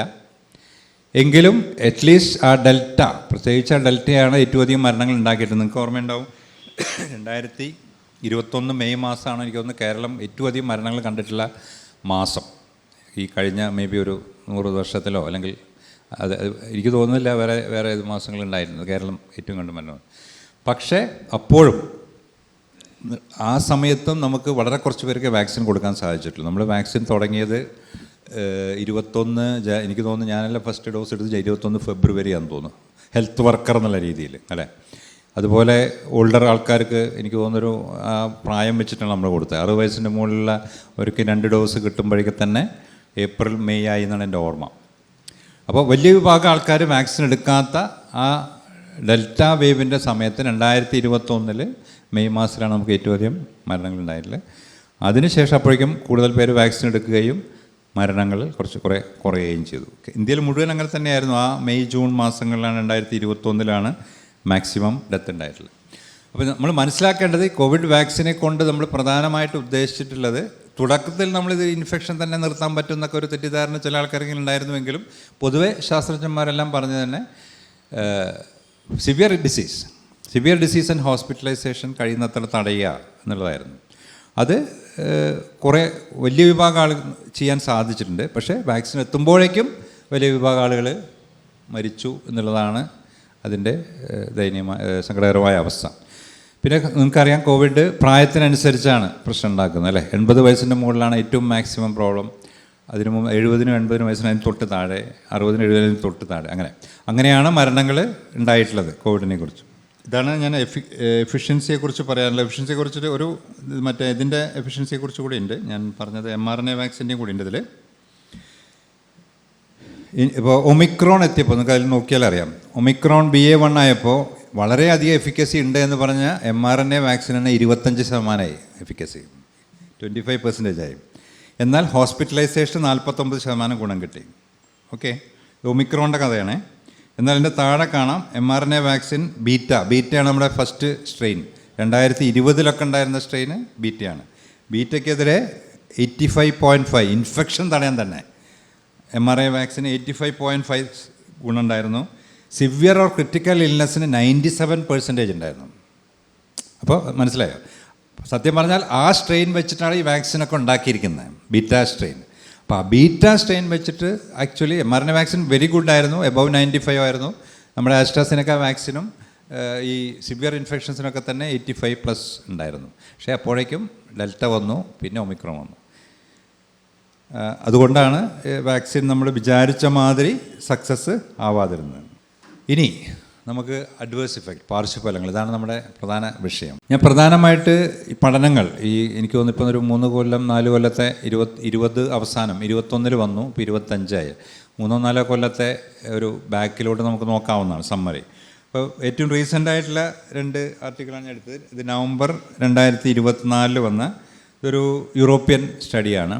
യൂറോപ്യൻ സ്റ്റഡിയുടെ ഒരു ഗുണം എന്താ വെച്ചാൽ യൂറോപ്പിൽ എല്ലാ വാക്സിനും യൂസ് ചെയ്തിട്ടുണ്ട്. ഇപ്പോൾ USA എടുത്താൽ USA-ലും mRNA വാക്സിൻ മാത്രം, പിന്നെ നോവോവാക്സ് മാത്രമേ എടുത്തിട്ടുള്ളൂ. യൂറോപ്പിൽ ഈ കോവിഷീൽഡ് ഉണ്ട്, mRNA 2 വാക്സിൻ ഉണ്ട്, നോവോവാക്സ് ഉണ്ട്. അപ്പോൾ യൂറോപ്യൻ സ്റ്റഡിയിൽ കാർഡിയാക്, നമ്മളിപ്പോഴും ഹാർട്ടിനെ കുറിച്ചാണല്ലോ പ്രശ്നം പറഞ്ഞത്, കാർഡിയാക് അഡ്വേഴ്സ് ഇഫക്ട്സ് എന്തൊക്കെയാണെന്നുള്ളതാണ് വാക്സിനെ കുറിച്ചുള്ളതാണ്. ഇതാണ് അതിലുള്ളത്. അഡ്വേഴ്സ് ഇഫക്റ്റ് ഉണ്ടായിട്ടുണ്ടോ? ഉണ്ട്. നിങ്ങൾക്ക് ഓർമ്മയുണ്ടാവും, ആസ്ട്രാസിനെക്ക വാക്സിൻ കൊണ്ട് ത്രോംബോസിസ്, രക്തം കട്ട പിടിക്കുന്ന ഒരു പ്രശ്നം ഉണ്ടാവുന്നുണ്ട് എന്നുള്ള റിപ്പോർട്ടുകൾ ഉണ്ടായിരുന്നു.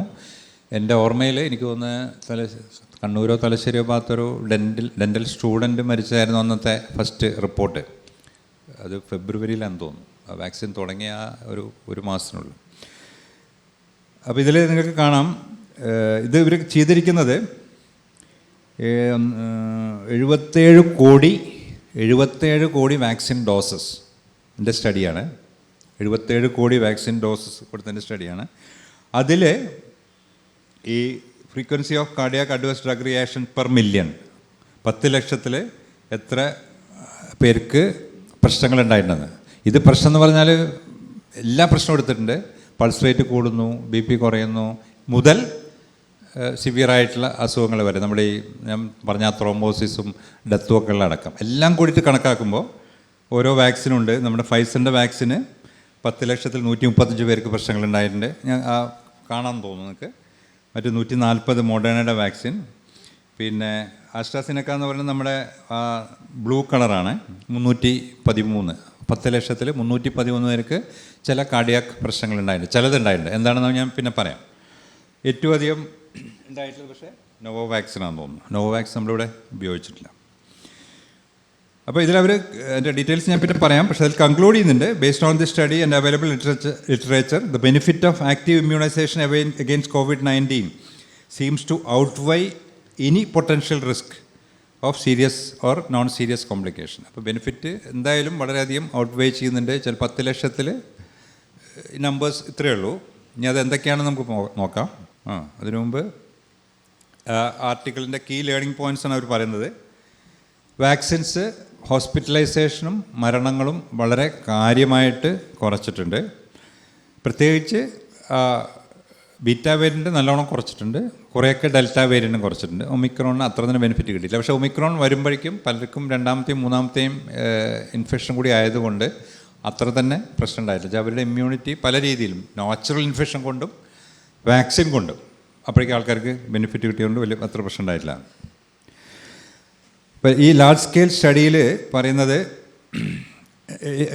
ഞാൻ പറഞ്ഞല്ലോ 79 കോടിയോ ഒറ്റയുള്ള വാക്സിൻ എടുത്തതിൽ 86,000 അഡ്വേഴ്സ് ഇവൻറ്റ്സ് അവർ നോട്ട് ചെയ്തിട്ടുണ്ട്. അതിൽ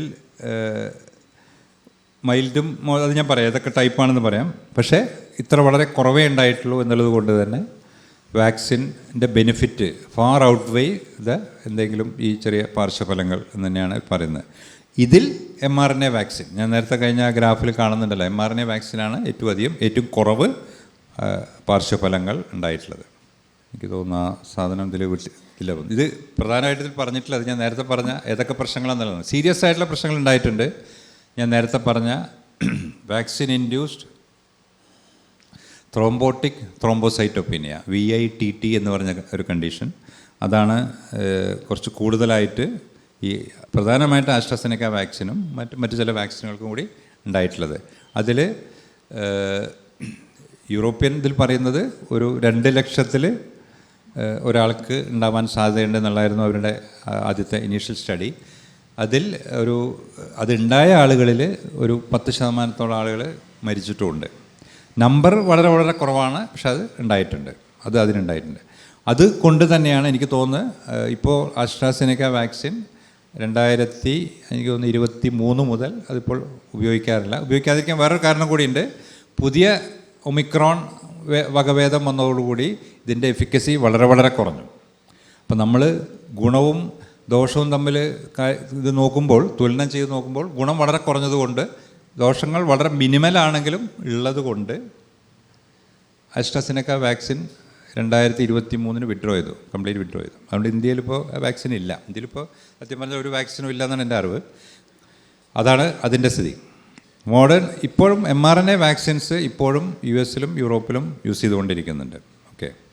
അപ്പോൾ ഇതിൽ കാർഡിയാക് ഇവൻറ്റ്സിൽ ഏറ്റവും പ്രധാനമായിട്ട് പ്രശ്നം ഉണ്ടായിട്ടുള്ളത് ത്രോംബോസിസ്, വെയിനുകളിലുണ്ടായിരുന്ന ത്രോംബോസിസും അതിൻ്റെ ഭാഗമായിട്ട് സ്ട്രോക്ക് ഉണ്ടായിട്ടുള്ളതാണ്. അതുണ്ടായ ആളുകളിൽ 2 ലക്ഷത്തിൽ ഒരാൾക്ക് ഉണ്ടായിട്ടുണ്ടെന്ന് പറയുന്നു. എന്നാൽ എന്തുകൊണ്ടോ ഇന്ത്യയിൽ നിന്നുള്ള റിപ്പോർട്ട് അതിലും വളരെ വളരെ കുറവാണ്. അതിന് വല്ല കൊക്കേഷ്യൻസിന് കൂടുതൽ ഉണ്ടായിട്ടുണ്ടോ സംശയം പറയുന്നുണ്ട്. പക്ഷേ ഇന്ത്യൻ ഡാറ്റ അത്ര തന്നെ സ്ട്രോങ് അല്ലാതെ നമുക്കറിയില്ല. ഇന്ത്യയിൽ 2 ലക്ഷത്തിൽ ഒരാൾക്ക് പോലും ഇല്ല. അതിൻ്റെ ഒരു ഇരട്ടി അല്ലെങ്കിൽ ഒരു 20 ലക്ഷത്തിൽ ഒരാൾക്ക് മാത്രമേ ഇന്ത്യയിൽ അത് ഉണ്ടായിട്ടുണ്ടാവുള്ളൂ എന്നാണ് ഒരു നിഗമനം. പക്ഷെ കറക്റ്റായിട്ട് അതിൻ്റെ കണക്കില്ല. അപ്പോൾ ഓവറോൾ ഈ കാർഡിയോവാസ്കുലർ സൈഡ് ഇഫക്ട്സിൽ പ്രധാനമായിട്ടുള്ള ത്രോംബോസിസ് ആണ്. ത്രോംബോസിസ് പറഞ്ഞാൽ രക്തം കട്ട പിടിക്കലാണ്. അതുകൊണ്ട് സ്ട്രോക്കാണ് പ്രധാനമായിട്ട് ഉണ്ടായിട്ടുള്ളത്. ഡീപ്പ് വെയിൻ ത്രോംബോസിസ് ഉണ്ടായിട്ടുണ്ട്. ഇനി ബാക്കി mRNA വാക്സിൻസ് ഉണ്ടാക്കുന്നത് പെരിക്കാർഡൈറ്റിസ്, മയോകാർഡൈറ്റിസ് എന്നുള്ള സംഭവം ഹാർട്ടിൽ ഉണ്ടാക്കുന്ന പ്രശ്നമാണ്. ഹാർട്ട് അറ്റാക്ക് അല്ല, മയോകാർഡൈറ്റിസ് പെരിക്കാർഡൈറ്റിസ് മൂലമായിട്ടുള്ളതാണ്.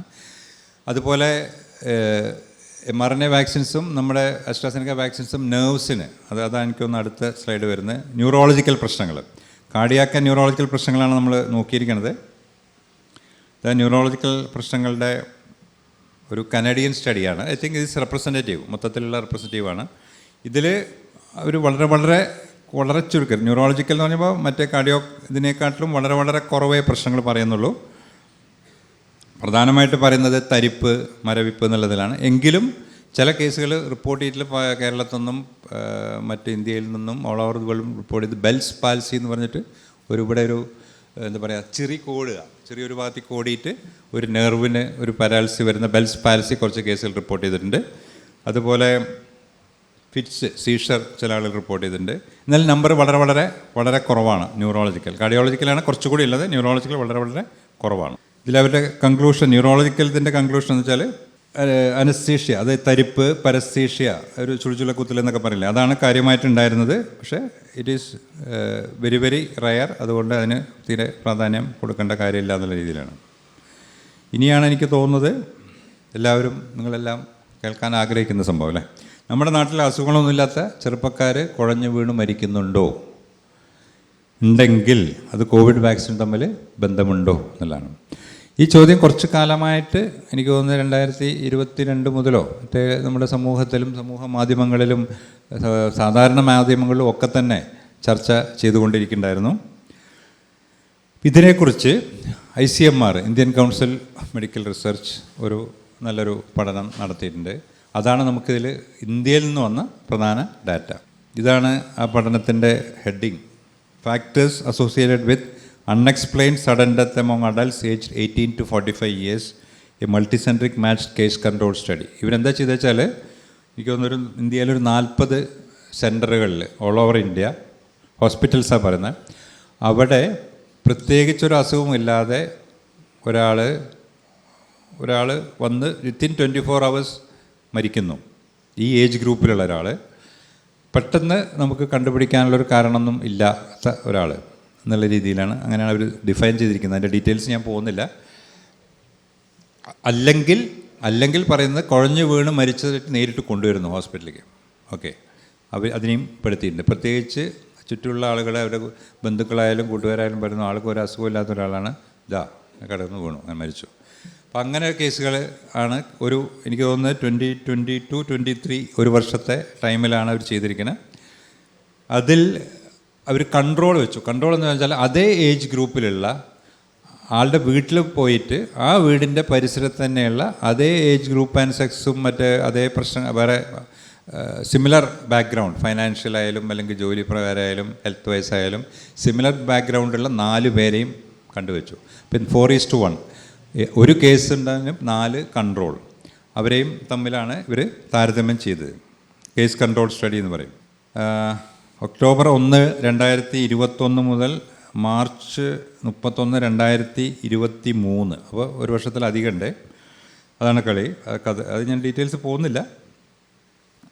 അതിൽ ഈ 48 സെൻറ്ററുകളിൽ നിന്ന് അവർക്ക് 729 കേസുകളാണ് കിട്ടിയത്. Controls 2916.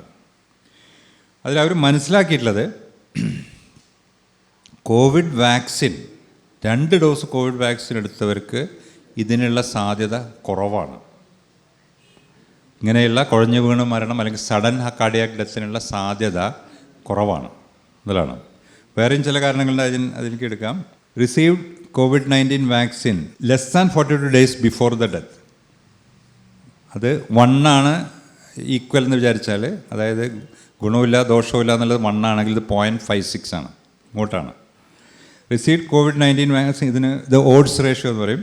Received COVID-19 vaccine any time before the death, അപ്പോഴും 0.55. 1 ആണെങ്കിൽ ഗുണമില്ല ദോഷമില്ല, കമ്പയർഡ് ടു കൺട്രോൾസ് ആണ്. അപ്പോൾ 0.55 എന്ന് പറയുമ്പോൾ ബെനിഫിറ്റാണ്. 1 ഡോസ് 2 ഡോസ് അങ്ങനെയൊക്കെ പറഞ്ഞ് കണ്ടു. ഇനി പണ്ട് എപ്പോഴെങ്കിലും ഹോസ്പിറ്റലൈസ് ചെയ്തിട്ടുണ്ട് കോവിഡിനുണ്ട് എങ്കിൽ അവർക്ക് ചാൻസ് കൂടുതലാണ്. ഹോസ്പിറ്റലൈസ് ഫോർ കോവിഡ് 3.88, 3 ഇരട്ടി സാധ്യതകൾ കൂടുതലാണ്. പിന്നെ വല്ല കോവിഡിന് ശേഷം കുറേ അധികം കാലം പല പ്രശ്നങ്ങളായിട്ട് ജീവിക്കുന്ന ഒരാളാണെങ്കിൽ അയാൾക്കും ഇങ്ങനെ സഡൻ ഡെത്തിന് സാധ്യത കൂടുതലാണ്. അപ്പോൾ വാക്സിൻ എടുത്തിട്ടുണ്ടെങ്കിൽ, പ്രത്യേകിച്ച് 2 വാക്സിൻ എടുത്തിട്ടുണ്ടെങ്കിൽ സഡൻ ഡെത്തിന് ചാൻസ് കുറവാണ്. കോവിഡ് ബാധിച്ച് ഹോസ്പിറ്റലൈസ് ചെയ്തിട്ടുണ്ടെങ്കിൽ സഡൻ ഡെത്തിന് ചാൻസ് കൂടുതലാണ്. പോസ്റ്റ് കോവിഡ് സിംറ്റംസ് 3 മാസത്തിലധികം ഉണ്ടെങ്കിൽ അവർക്ക് ചാൻസ് കൂടുതലാണ്. Family history of sudden death, കുടുംബത്തിൽ വല്ലവർക്കും, ക്ലോസ് ഫാമിലിയാണ് നമ്മൾ ഉദ്ദേശിക്കുന്നത്, അച്ഛൻ അല്ലെങ്കിൽ അച്ഛൻ്റെ അച്ഛൻ അല്ലെങ്കിൽ ബ്രദേഴ്സ് സിസ്റ്റേഴ്സ് അല്ലെങ്കിൽ അമ്മ, അങ്ങനെ സഡൻ ഡെത്ത് ഉണ്ടായിട്ടുണ്ടെങ്കിൽ, ഇതേ പറഞ്ഞ മാതിരി പെട്ടെന്ന് പ്രത്യേകിച്ചൊരു കാരണമില്ലാതെ പെട്ടെന്ന് മരിക്കുന്നുണ്ടെങ്കിൽ, അതിൻ്റെ ഫാമിലി ചരിത്രം ഉണ്ടെങ്കിൽ അവർക്ക് ഇതിന് സാധ്യത കൂടുതലാണ്. അത് 2.7.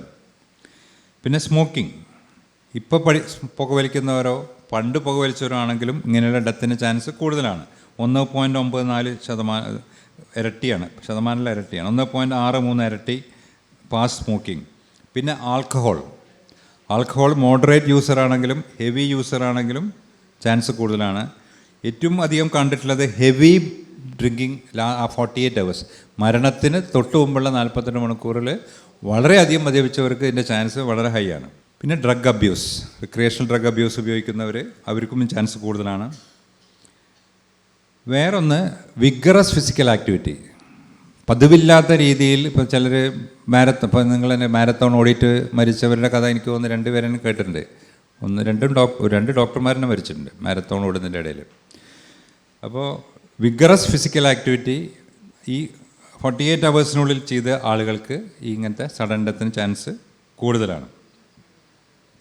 അപ്പോൾ ഇത്രയാണ് ഇതിൽ. അതുകൊണ്ട് വാക്സിൻ ഇതൊരു, ഞാൻ പറഞ്ഞ ഓൾ ഓവർ ഇന്ത്യ നടന്നൊരു പഠനമാണ്. ഏകദേശം ഒന്നിച്ചെല്ലാനും വർഷം എടുത്തൊരു പഠനമാണ്.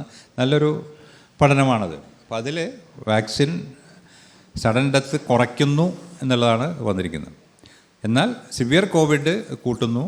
സ്മോക്കിങ്, ആൽക്കഹോള്, കഴിഞ്ഞ 48 hours സിവിയറായിട്ട് ആൽക്കഹോള് കഴിക്കുന്നത്, അതുപോലെ സിവിയർ ഫിസിക്കൽ എക്സേഷൻ ആക്ടിവിറ്റി. ഇപ്പോൾ പറഞ്ഞ മാതിരി ഇപ്പോൾ സാധാരണ ഞാൻ കാണുന്നത് ഈ നിങ്ങൾക്ക് അറിയാലോ, ശബരിമലയ്ക്ക് കയറല്ലേ. ശബരിമലയ്ക്ക് കയറുമ്പോൾ തീരെ അനങ്ങാതിരിക്കുന്ന ഒരാൾ ഒരു ദിവസം ശബരിമലയ്ക്ക് കയറി കഴിഞ്ഞാൽ കുഴഞ്ഞു വീഴുന്ന അവിടെ വളരെ കോമണാണ് ആ ഭാഗത്ത്. അപ്പോൾ അതാണ്.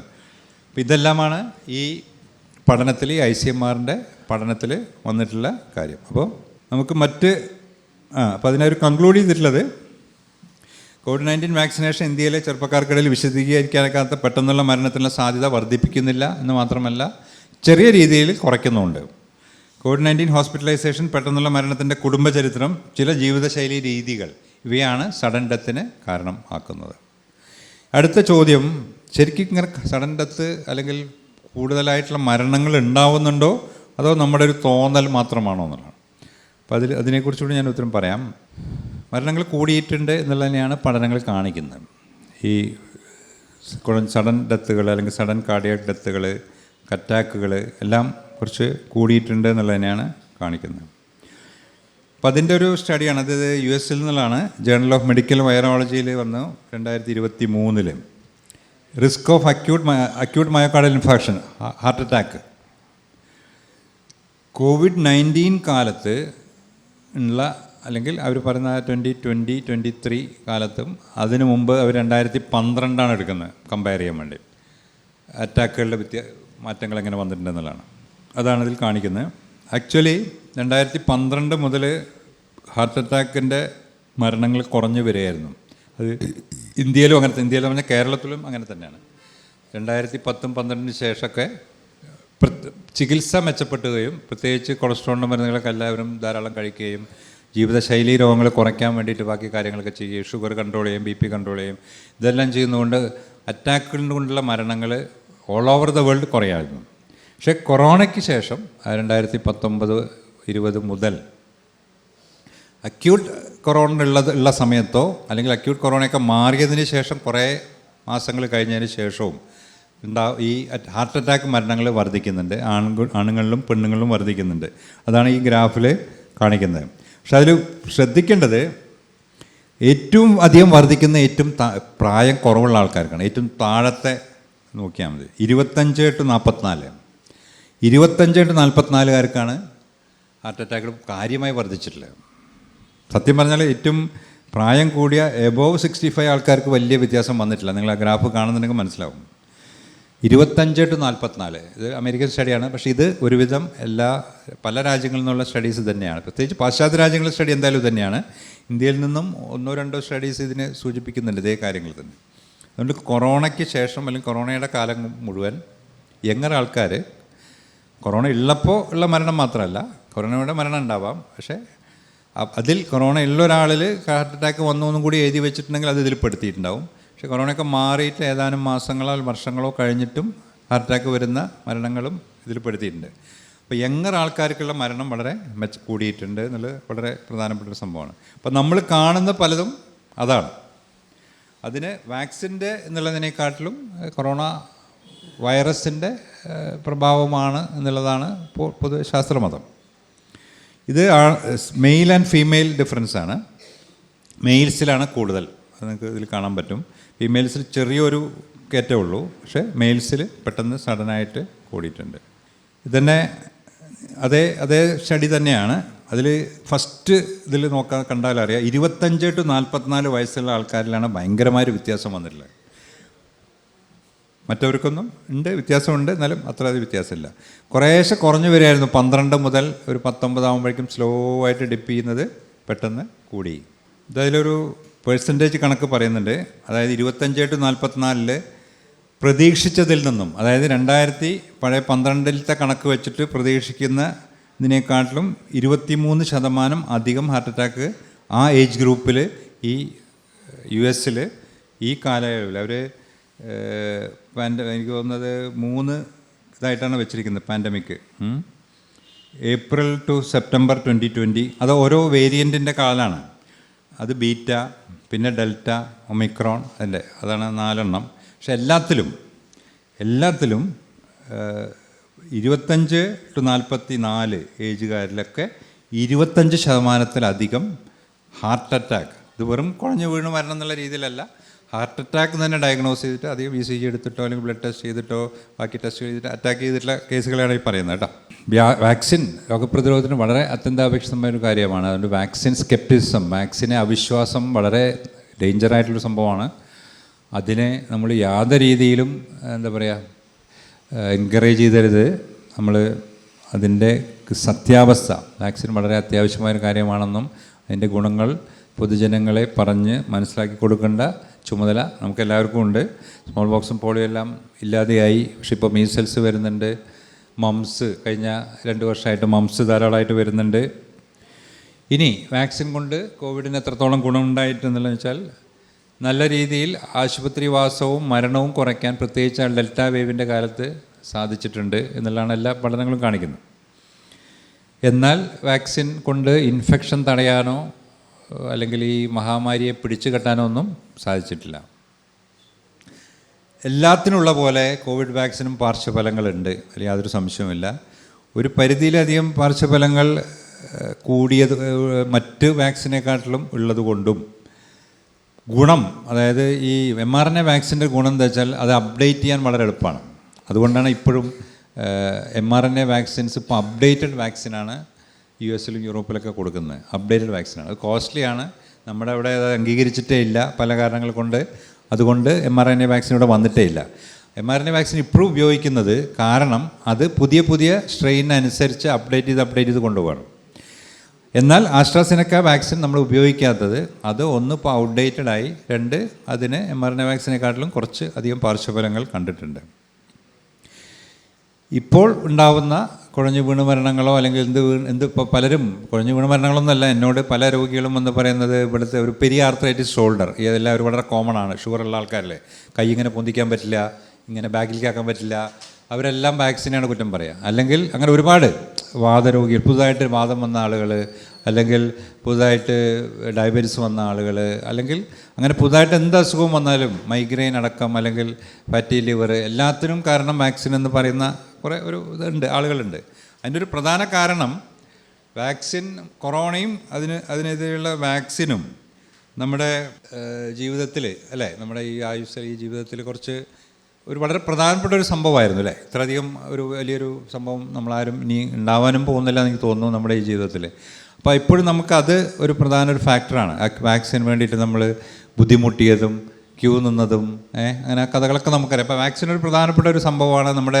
ഒരു പ്രധാനപ്പെട്ട നമ്മുടെ ടൈം ലൈനിൽ ഒരു വലിയൊരു ഹെഡിങ് ആയിട്ട് കിടക്കുന്നുണ്ട്. അപ്പോൾ എന്തും അതിന് ശേഷമുണ്ടായി എന്നുള്ള പെട്ടെന്നൊന്ന് കണക്ട് ചെയ്യാനുള്ളൊരു തെറ്റായൊരു ധാരണ നമുക്കെല്ലാവർക്കും ഉണ്ട്. അങ്ങനെയാണ് നമ്മളെല്ലാവരും അങ്ങനെ കണക്ട് ചെയ്യുന്നത്.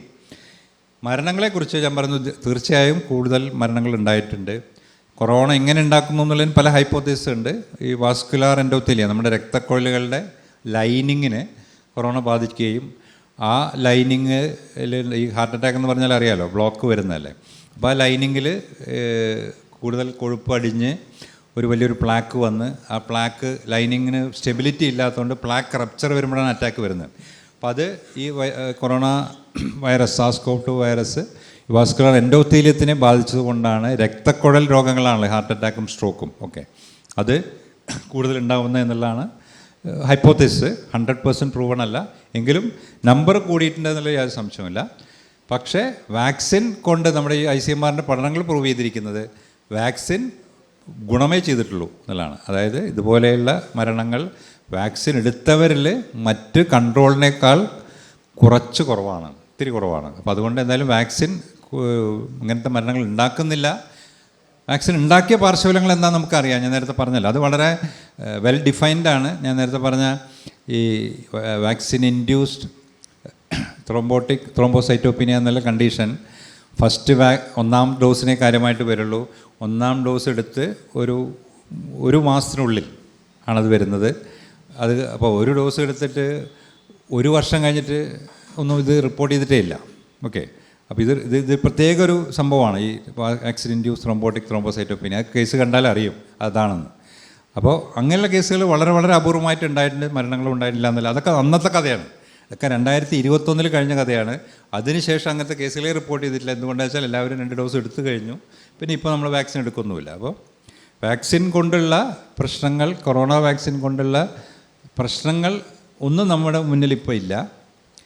ഗുണങ്ങൾ, അത് ചിലപ്പോൾ ആ ഗുണങ്ങൾ ഇനി കഴിഞ്ഞിട്ടുണ്ടാവാം, അത്രയും കഴിഞ്ഞല്ലോ. പക്ഷേ ആ ഗുണങ്ങൾ ഉണ്ടാവാൻ കാരണം ഒന്ന്, സീരിയസ് ആയിട്ട് കൊറോണ ബാധിച്ചില്ല വാക്സിൻ എടുത്തവർക്ക്. അതുകൊണ്ട് ഈ വാസ്കുലാർ എൻഡോത്തീലിയത്തിൽ SARS-CoV-2 ഉണ്ടാക്കുന്ന പ്രശ്നങ്ങൾ ആ ആളുകളിൽ ഉണ്ടായില്ല. അതുകൊണ്ട് അവർക്ക് സഡൻ ഡെത്ത് കുറഞ്ഞുപോയി എന്ന് നമുക്ക് കൺക്ലൂഡ് ചെയ്യാൻ സാധിക്കുള്ളൂ. അപ്പോൾ ഇത്രയും പറഞ്ഞുകൊണ്ട് എനിക്ക് തോന്നുന്നു നമ്മുടെ ആർട്ടിക്കിൾ 51 എല്ലാവർക്കും അറിയാമല്ലോ, അല്ലേ, സയൻറ്റിഫിക് ടെമ്പർ. അപ്പോൾ നമുക്ക് പലപ്പോഴും സയൻസ് എന്ന് പറയുമ്പോൾ പല ആളുകളും ഇങ്ങനെ മേലെ നിന്ന് ഇങ്ങനെ ഗുരുക്കന്മാർ പറഞ്ഞ് കേട്ട് പറയുന്ന മാതിരി അല്ല. ഷുഡ് ആസ്ക് ക്വസ്റ്റ്യൻസ്, അല്ലേ, ചോദ്യങ്ങൾ ചോദിച്ചുകൊണ്ടേ ഇരിക്കുക. എന്നിട്ട് എന്തെങ്കിലും നമുക്ക് ഉത്തരം കറക്റ്റ് അല്ല നമുക്ക് തോന്നിയാൽ നമ്മൾ കൂടുതൽ അതിനെക്കുറിച്ച് പഠിക്കുക.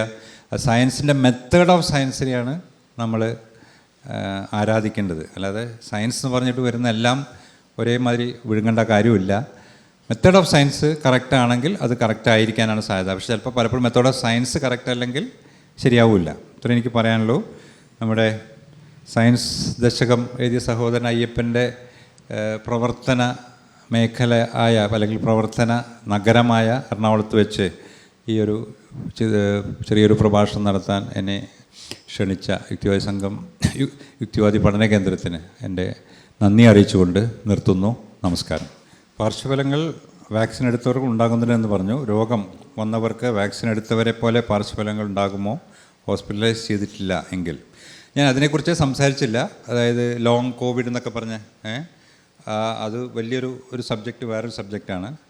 കൊറോണയ്ക്ക് ശേഷം അതിൻ്റെ പല പ്രശ്നങ്ങളും അതിൻ്റെ കോംപ്ലിക്കേഷൻസായിട്ട് ഉള്ള ആളുകൾ ഇപ്പോഴും ഉണ്ട്. പക്ഷേ ഒരു 99% ആളുകൾക്ക് ഒരു 3 മാസം കഴിഞ്ഞാൽ പിന്നെ ഒന്നുമില്ല. 99.9 തന്നെ വേണം ഞാൻ പറയാം. എന്നാൽ 1 വർഷമായിട്ടും 2 വർഷമായിട്ടും പ്രശ്നങ്ങളുള്ള ഒരു ഒരു സെറ്റ് ഓഫ് ആളുകളുണ്ട്. അതിനെക്കുറിച്ച് പഠനങ്ങളൊക്കെ നടന്നുകൊണ്ടിരിക്കുന്നുണ്ട്. അപ്പോൾ അതിനെക്കുറിച്ചൊരു വേറൊരു പ്രഭാഷണമാണ്. അപ്പോൾ അതിനെക്കുറിച്ച് ഞാൻ പറയുന്നില്ല. പക്ഷെ അതും ഈ വാക്സിൻ്റെ പാർശ്വഫലം തമ്മിൽ യാതൊരു ബന്ധവുമില്ലാന്ന് ഞാൻ പറയുന്നു. വാക്സിൻ്റെ പാർശ്വഫലം പറഞ്ഞാൽ അത് അപ്പോൾ ഉണ്ടാവുന്നതാണ്. ഇപ്പോൾ ബെൽസ് പാൾസി എന്ന് പറഞ്ഞിട്ട് ഇവിടെ ഒരു ഇത് വരുന്നു. ഓക്കെ, ഇപ്പോൾ കേരളത്തിൽ തന്നെ ഒരു 5-6 കേസ് റിപ്പോർട്ട് ചെയ്തിട്ടുണ്ട്. 5-6 കേസ്. അത് ഒരു 3-4 ആഴ്ച കൊണ്ട്, യൂഷ്വലി ബെൽസ് പാൾസി ആഴ്ചകൾ കൊണ്ട് നിങ്ങൾക്ക് അറിയുമായിരിക്കാം, ഇവിടെ ഇങ്ങനെ കൂടിപ്പോകുന്ന അസുഖം ഉണ്ടല്ലോ, അത് ഏതാനും ആഴ്ചകൾ കൊണ്ട് ഇത് മാറുകയും ചെയ്യും. ഓക്കെ, അപ്പോൾ ഇത് വാക്സിൻ കൊണ്ടാവും എന്ന് പറയുന്നത് ഇത്ര ദിവസം കൊണ്ട് വന്നു എന്നുള്ളതുകൊണ്ട് മാത്രമാണ്, അല്ലാതെ വാക്സിൻ കൊണ്ട് പ്രൂവ് ചെയ്യാനൊന്നും പറ്റിയിട്ടില്ല. അപ്പോൾ വാക്സിൻ കൊണ്ടുള്ള എല്ലാ പ്രശ്നങ്ങളും ഏതാനും ആഴ്ചകൾ കൊണ്ട് മാറിയ പ്രശ്നങ്ങളേ ഉള്ളൂ. എന്നാൽ ചില ആളുകൾക്ക് മരണം ഉണ്ടായിട്ടുണ്ട്, ഞാൻ പറഞ്ഞു. പക്ഷേ ഇന്ത്യയിലാണെങ്കിൽ 20 ലക്ഷത്തിൽ ഒരാൾക്ക് വരെ ആ രീതിയിലുള്ള പാർശ്വഫലങ്ങൾ ഉണ്ടായിട്ടുള്ളൂ. മരണമല്ല ഞാൻ പറഞ്ഞ ഈ ത്രോംബോട്ടിക് ത്രോംബോസൈറ്റോപീനിയ, അത് രക്തം കട്ട പിടിക്കുന്ന പ്രശ്നം. അപ്പോൾ അതാണ്. അപ്പോൾ ഹോസ്പിറ്റലൈസ് ചെയ്തിട്ടില്ലെങ്കിൽ അസുഖം കൊണ്ടുള്ള ലോങ് കോവിഡ് സിംറ്റംസ് ഉണ്ടാവുകയില്ലേ, ഉണ്ടാവാം. ഹോസ്പിറ്റലൈസ് ചെയ്യാത്ത ആളുകൾക്ക് തന്നെയാണ് ധാരാളം കണ്ടിട്ടുള്ളത്. ഇപ്പോൾ സ്മെല്ല് പോകുന്നൊരു സംഭവമാണല്ലോ, അത് 1 വർഷം വരെ സ്മെല്ല് പോയ ആളുകൾ എനിക്കറിയാം. അതുപോലെ തന്നെ ഒരു ടാക്കിക്കാർഡിയ ഉണ്ടായിട്ട്, പ്രത്യേകിച്ച് ഹാർട്ട് റേറ്റ് പെട്ടെന്ന് കൂടിയും കുറഞ്ഞും BP-യുടെ വേരിയേഷൻ വരുന്ന ആൾക്കാർ 1-2 പേഷ്യൻ്റ് അന്ന് ഏകദേശം 1 കൊല്ലക്കാരൊക്കെ എൻ്റെ അടുത്ത് വന്നിട്ടുണ്ട്. പിന്നെ വന്നിട്ടപ്പോൾ അവർക്ക് പ്രശ്നമില്ലയെന്നും പറഞ്ഞിട്ടുണ്ട്. അപ്പോൾ ഒരുവിധം എല്ലാവർക്കും കുറച്ച് കാലം കഴിഞ്ഞാൽ മാറുന്നുണ്ട്. ഭൂരിഭാഗം, അതായത് 90% എല്ലാവർക്കും കോവിഡ് പല പ്രാവശ്യം വന്നല്ല, അല്ലേ, 2-3 പ്രാവശ്യമൊക്കെ വന്നു. അപ്പോൾ അതുകൊണ്ടുണ്ടാവുന്ന ലോങ് ടേം പ്രോബ്ലംസ് ഉള്ളവർ വളരെ വളരെ വളരെ കുറവാണ്. അതാണ് ആ ചോദ്യത്തിന് ഉത്തരം പറയാനുള്ളത്. 1796 തുടങ്ങിയ വാക്സിനേഷൻ മെഡിക്കൽ രംഗം ഇത്രയും വികസിച്ചിട്ടും തുടരുന്നത് ഒരു കാലഹരണപ്പെട്ട ഒരു പ്രയോഗമല്ലേ? കാലഹരണപ്പെട്ടതാണെന്ന് എനിക്ക് തോന്നുന്നില്ല. നിരന്തരം ഘടന മാറ്റിക്കൊണ്ടിരിക്കുന്ന വൈറസിന് എങ്ങനെയാണ് വാക്സിനോ മരുന്നോ കണ്ടെത്തുന്നത്? വാക്സിൻ ഞാൻ പറഞ്ഞല്ലോ, മാറിക്കൊണ്ടിരിക്കുന്ന വൈറസിന് മാറിക്കൊണ്ടിരിക്കുന്ന വാക്സിൻ വേണ്ടി വരും. ഇപ്പോൾ നമ്മൾ ഏറ്റവും കോമൺ ആയിട്ട് ഇൻഫ്ലുവൻസയ്ക്ക് എല്ലാ വർഷവും പുതിയ വാക്സിനാണ് കൊണ്ടുവരുന്നത്. പുതിയ വാക്സിനാണ് എല്ലാ വർഷവും പുതിയ വാക്സിൻ. ഇപ്പോൾ കോവിഡ് ഇവിടെ നമ്മുടെ US-ലും യൂറോപ്പിലും എല്ലാ വർഷവും മാറി വരുന്നില്ല. ഇനി ആ ഒരു ചോദ്യമുണ്ട്, കോവിഡ് വാക്സിൻ ഇപ്പോൾ നമ്മൾ എടുക്കേണ്ട ആവശ്യമുണ്ടോ എന്നുള്ള ചോദ്യം. വളരെയധികം രോഗാതുരതയുള്ള, ഞാൻ നേരത്തെ പറഞ്ഞ പോലെ ഇമ്മ്യൂണോ സപ്രസൻ്റ് മരുന്ന് കഴിക്കുന്ന, അല്ലെങ്കിൽ അങ്ങനെയുള്ള ആളുകൾ, വളരെ പ്രായമുള്ള ആളുകളിൽ വാക്സിൻ അവൈലബിൾ ആണെങ്കിൽ എടുത്താൽ തെറ്റില്ല. ഇൻഫ്ലുവൻസയുടെ കാര്യത്തിലും പലപ്പോഴും നമ്മൾ അങ്ങനെയാണ് പറയുന്നത്. വളരെ ഹെൽത്തി ആയിട്ടുള്ള ആൾക്കാർക്ക് ഇന്ത്യയിലെ സിറ്റുവേഷനിൽ എടുക്കേണ്ട ആവശ്യമില്ല. തണുപ്പുള്ള രാജ്യങ്ങളിൽ അവരെല്ലാവർക്കും കൊടുക്കുന്നുണ്ട്. അപ്പോൾ വൈറസ് മാറുന്നതിനനുസരിച്ച് വാക്സിൻ മാറ്റാൻ നമുക്ക് സാധിക്കും. അപ്പോൾ അതുകൊണ്ട് ഗുണം കിട്ടുന്നുണ്ട്. കൊറോണ എന്നത് രോഗമാണോ അത് ബാധിക്കുന്നത്? കൊറോണ എന്ന് പറയുന്നത് എന്താ പറയുക, SARS-CoV-2 എന്ന ആ വൈറസിൻ്റെ ബാധേനെ പറയുന്നതല്ല കൊറോണ. അത് രോഗമാണ്, ഒരു ഇൻഫെക്ഷനാണല്ലോ, ഇൻഫെക്ഷൻ തന്നെയാണ്, രോഗമാണ്. അത് ബാധിക്കുന്നത് നമ്മുടെ പ്രതിരോധ സംവിധാനത്തിനെയല്ലേ? അല്ല, അത് നമ്മളെ HIV-ക്കാണ് അതിൻ്റെ പ്രതിരോധ സംവിധാനത്തിനെയും ബാധിക്കും എന്നൊക്കെ പറയുന്നത്, അല്ലേ? അത് ബാധിക്കുന്നത് പ്രധാനമായിട്ടും നമ്മുടെ റെസ്പിറേറ്ററി ട്രാക്ട്സിലാണ് മെയിനായിട്ട്. ബാക്കിയൊക്കെ വളരെ ലിമിറ്റഡാണ്, അല്ലേ? നമുക്കറിയാമല്ലോ, എല്ലാവർക്കും വന്നു കഴിഞ്ഞാൽ സ്മെല്ല് പോകുന്നു, ആദ്യം ചെറിയൊരു ജലദോഷം, പനി, പിന്നെ ചുമ, ശ്വാസം മുട്ടൽ, ഓക്സിജൻ കുറയൽ, അല്ലേ? ഒക്കെ ശ്വാസകോശത്തിനെ ബാധിക്കുന്ന ഒരു രോഗമാണ്. മറ്റവയവങ്ങളെയും ബാധിക്കുന്നുണ്ട് കുറേശ്ശെ, അത്രേ ഉള്ളൂ. പകർച്ചവ്യാധികൾ പടർന്നു പിടിച്ച ഘട്ടത്തിൽ പടിപടിയായി മരണനിരക്ക് കുറയുന്ന പ്രവണത ഉണ്ടാകാറുണ്ടോ? പടർന്നു പിടിച്ച് ഒരു ഘട്ടമെത്തുമ്പോൾ പടിപടിയായി, അതായത് നേരത്തെ പറഞ്ഞ പോലെ തന്നെ തുടക്കത്തിലുള്ള മരണനിരക്ക് പിന്നെ ഉണ്ടാവുന്നില്ല എന്നുള്ളത് ശരിയാണ്. അതിൻ്റെ പ്രധാന കാരണം ഇപ്പോൾ ഞാൻ പറഞ്ഞല്ലോ, ഒമിക്രോണാണ്. ഈ വാക്സിനുകളിൽ നോക്കുമ്പോൾ തീരെ എഫിക്കസി കുറവാണ് ഒമിക്രോണിനെതിരെ. പക്ഷെ ഒമിക്രോൺ അത്ര ഡെത്ത് ഉണ്ടാക്കിയിട്ടില്ല. ഓക്കെ, ഡെത്ത് ഉണ്ടാക്കാതിരിക്കാൻ കാരണം അതിൻ്റെ സിവിയറിറ്റി കുറവുള്ളൊരു വൈറസായിരുന്നു അത്. ഈ വൈറസിന് നമ്മളെ കൊല്ലണമെന്ന് താല്പര്യമൊന്നുമില്ലല്ലോ, അതിന് പെരുകണം എന്നുള്ള മാത്രമേ ഉള്ളൂ. അതിനുവേണ്ടിയാണ് ആ എവല്യൂഷണറി ഉണ്ടാകുന്ന ജനിതക മാറ്റങ്ങൾ സെലക്ട് ചെയ്യപ്പെടുകയാണ്. അപ്പോൾ സെലക്ട് ചെയ്യപ്പെടുന്ന കൊല്ലാൻ ശക്തിയുള്ള വൈറസിനെയല്ല സെലക്ട് ചെയ്യുക. ഏറ്റവും അധികം ആൾക്കാരെ ഇൻഫെക്റ്റ് ചെയ്യാൻ പറ്റുന്ന വൈറസിനെയാണ് സെലക്ട് ചെയ്യുക. ഇൻഫെക്റ്റ് ചെയ്താലല്ലേ പുതിയൊരു ആളിലെത്തുകയും അവിടെ പെറ്റുപെരുകയും പിന്നെ അവിടെ നിന്ന് ഇൻഫെക്റ്റ് ചെയ്യുക. അപ്പോൾ വളരെ പെട്ടെന്ന് ഇൻഫെക്റ്റ് ചെയ്യാൻ പറ്റുന്ന ജനിതക മാറ്റത്തിനെയാണ് സെലക്ട് ചെയ്യപ്പെടുക. അങ്ങനെയാണ് ഒമിക്രോൺ വരുന്നത്. തുടക്കത്തിൽ അതിൻ്റെ എന്താ പറയുക, ഒരാളിൽ നിന്ന് മറ്റൊരാൾക്ക് സ്പ്രെഡ് ചെയ്യാനുള്ള കഴിവ് വളരെ കുറവുള്ള ഒരു സംഭവമായിരുന്നു ആൽഫയും ബീറ്റയൊക്കെ അല്ലേ. ഡെൽറ്റ വന്നപ്പോഴാണ്, ഡെൽറ്റയാണ് അതിൽ രണ്ടിൻ്റെ ഇടയിലായിരുന്നത്. നല്ലവണ്ണം അങ്ങോട്ടും ഇങ്ങോട്ടും കൊടുക്കാനും പറ്റും, സ്ട്രോങ് ആയിട്ട് അസുഖം ഉണ്ടാക്കുകയും ചെയ്യും. അതുകൊണ്ടാണ് ഡെൽറ്റ ഇത്രയും ഇതുണ്ടായിട്ടുള്ളത്. പിന്നെ സെലക്ട് ചെയ്യപ്പെട്ടതാണ് ഒമിക്രോൺ. ഒമിക്രോൺ സെലക്ട് ചെയ്തപ്പോഴേക്കും അത് ഇൻഫെക്ഷൻ കണ്ടമാനം എല്ലാവർക്കും ഉണ്ടായി, പലതവണ ഉണ്ടായി. പക്ഷേ അത് ലങ്സിനെ ബാധിക്കുന്നതെല്ലാം വളരെ കുറഞ്ഞു. അങ്ങനെയുള്ള ജനിതക മാറ്റം ഉണ്ടായത്. അപ്പം അതുകൊണ്ട് മരണനിരക്ക് കുറഞ്ഞിട്ടുണ്ട്. ശരിയാണ്. ശാസ്ത്രീയ മനോഭാവത്തിൽ അധിഷ്ഠിതമായ ആരോഗ്യ സാക്ഷരത 5ാം ക്ലാസ് മുതൽ കുട്ടികൾക്ക് ലഭിക്കുന്ന വിധത്തിൽ വിദ്യാഭ്യാസ സിലബസ് പരിഷ്കരിക്കുന്നത് വാക്സിൻ വിരുദ്ധത കുറയ്ക്കാൻ സഹായമാകില്ല. തീർച്ചയായിട്ടും ഉണ്ട്. പക്ഷേ എനിക്ക് തോന്നുന്നു ഇന്നിപ്പോൾ വിദ്യാഭ്യാസ പുസ്തകങ്ങളിലൊക്കെ ഉണ്ട് എന്നാണ് എൻ്റെ ധാരണ. പുതിയ പുസ്തകങ്ങളൊന്നും എനിക്കറിയില്ല. എൻ്റെ മക്കളൊക്കെ പഠിക്കുന്ന സമയത്തൊക്കെ തന്നെ കുറച്ചൊക്കെ ഇതിനെക്കുറിച്ചുണ്ട്. പക്ഷേ വളരെ കൃത്യതയോട് കൂടിയിട്ട് ഇത് പറഞ്ഞു കൊടുക്കേണ്ട ആവശ്യമുണ്ട് എന്ന് തന്നെയാണ് ഞാൻ വിചാരിക്കുന്നത്. പ്രത്യേകിച്ച് കുട്ടികൾക്കാണല്ലോ നമ്മൾ വാക്സിൻ കൊടുക്കുന്നത്. അപ്പോൾ ഒരു കുട്ടിക്ക് വാക്സിൻ കൊടുക്കുമ്പോൾ അത് എന്തിനാണ് കൊടുക്കുന്നത്, അതിൻ്റെ ഗുണങ്ങൾ എന്തൊക്കെയാണ്, അതിൻ്റെ കാര്യങ്ങൾ കൃത്യമായിട്ട് പറഞ്ഞു കൊടുക്കാൻ സാധിച്ചാൽ നല്ലതാണ്. പക്ഷേ പലപ്പോഴും കുട്ടികളല്ല പ്രശ്നം. പലപ്പോഴും എനിക്ക് തോന്നുന്നു ഇപ്പോൾ US തന്നെ ഈ ഭയങ്കരമായ ഗൂഢാലോചന സിദ്ധാന്തം വളരെ പരന്നു കിടക്കുന്ന സ്ഥലമാണ്. അപ്പോൾ അവർ ഈ മറ്റേ എന്താ പറയുക, സയൻസിനെ തന്നെ അല്ലെങ്കിൽ സയൻസിൻ്റെ നേട്ടങ്ങളെ തന്നെയൊക്കെ പലപ്പോഴും വളരെ ഒരു എന്താ പറയുക, ഒരു സംശയത്തോടു കൂടി നോക്കുന്നതാണ്. ഇപ്പോൾ എനിക്ക് തോന്നുന്നു നമ്മുടെ പുതിയ ഹെൽത്ത് സെക്രട്ടറി ഒക്കെ പറയുന്നത് പാല് പാസ്ചറൈസ് ചെയ്യേണ്ട, നേരിട്ട് കുടിക്കണം എന്നൊക്കെ പറഞ്ഞിട്ട് അത് കഴിച്ചിട്ട് കുറേ പേർക്ക് അസുഖങ്ങളൊക്കെ ഉണ്ടായി. നേരിട്ട് കുടിക്കുക പാല്. അത് നമ്മൾ പഴയ രീതിയിലേക്ക് പോകാമെന്നുള്ളത് നമുക്കുണ്ടല്ലോ. നമ്മുടെ എവിടെയും ചിലപ്പോൾ ഈ പഴയ രീതിയിലേക്ക് പോകുന്ന ആൾക്കാരുണ്ടല്ലോ. അപ്പോൾ പഴയ രീതിയിലേക്ക് ഉണ്ടാവുന്ന പ്രശ്നങ്ങൾ. അപ്പോൾ അതാണ് ശരി. അനാഫ്ലാക്സിസ് ഇതുവരെ അപൂർവമായും ഗുരുതരമായ അലർജി കാരണമാണ്. വാക്സിൻ സ്വീകരിച്ചതിന് ശേഷം ഏതാനും മിനിറ്റുകൾക്ക് ശ്വാസമടക്കാൻ ബുദ്ധിമുട്ട്, തൊണ്ടയിൽ മുഖത്തും വീക്കം, ഹൃദയമിടിപ്പ് കൂടുക എന്നിവ ഇതിൻ്റെ ലക്ഷണമാണ്. ഇതിനെക്കുറിച്ചൊന്ന് വിശദീകരിക്കാം. അനാഫ്ലാക്സിസ് വാക്സിൻ ഉണ്ടാവാം, പക്ഷേ അതിനേക്കാട്ടിലും കൂടുതൽ മരുന്നുകൾക്കാണ് ഉണ്ടാവാറില്ലല്ലോ. വാക്സിൻ ഉണ്ടാകുന്ന അനാഫ്ലാക്സിസ് കുറവാണെന്ന് പറഞ്ഞു സത്യത്തിൽ.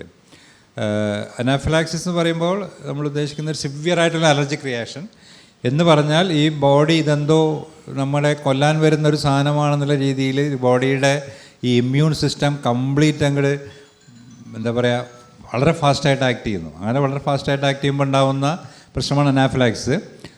ചൊറിച്ചിലാണ് അതിൻ്റെ മിനിമം സംഭവം. അലർജി എന്ന് പറഞ്ഞാൽ ചൊറിച്ചിലാണ്. പക്ഷെ അതിനേക്കാട്ടിലും അധികം ഇവിടെ എല്ലാം തടിച്ച് വീക്കം വരും. ഇവിടെ സോഫ്റ്റ് ടിഷ്യൂ എല്ലാം സ്വെല്ല് ചെയ്യും. അപ്പോൾ ഈ ശ്വാസം പോകുന്ന കുഴൽ സ്വെല്ല് ചെയ്യുമ്പോൾ ശ്വാസം കിട്ടാതെ ആവാം. ഇവിടെയെല്ലാം തടിച്ച് ചൊറിഞ്ഞ് വീക്കം വരാം, BP ഫോൾ വരാം, ഹാർട്ട് റേറ്റ് വളരെ കൂടാം.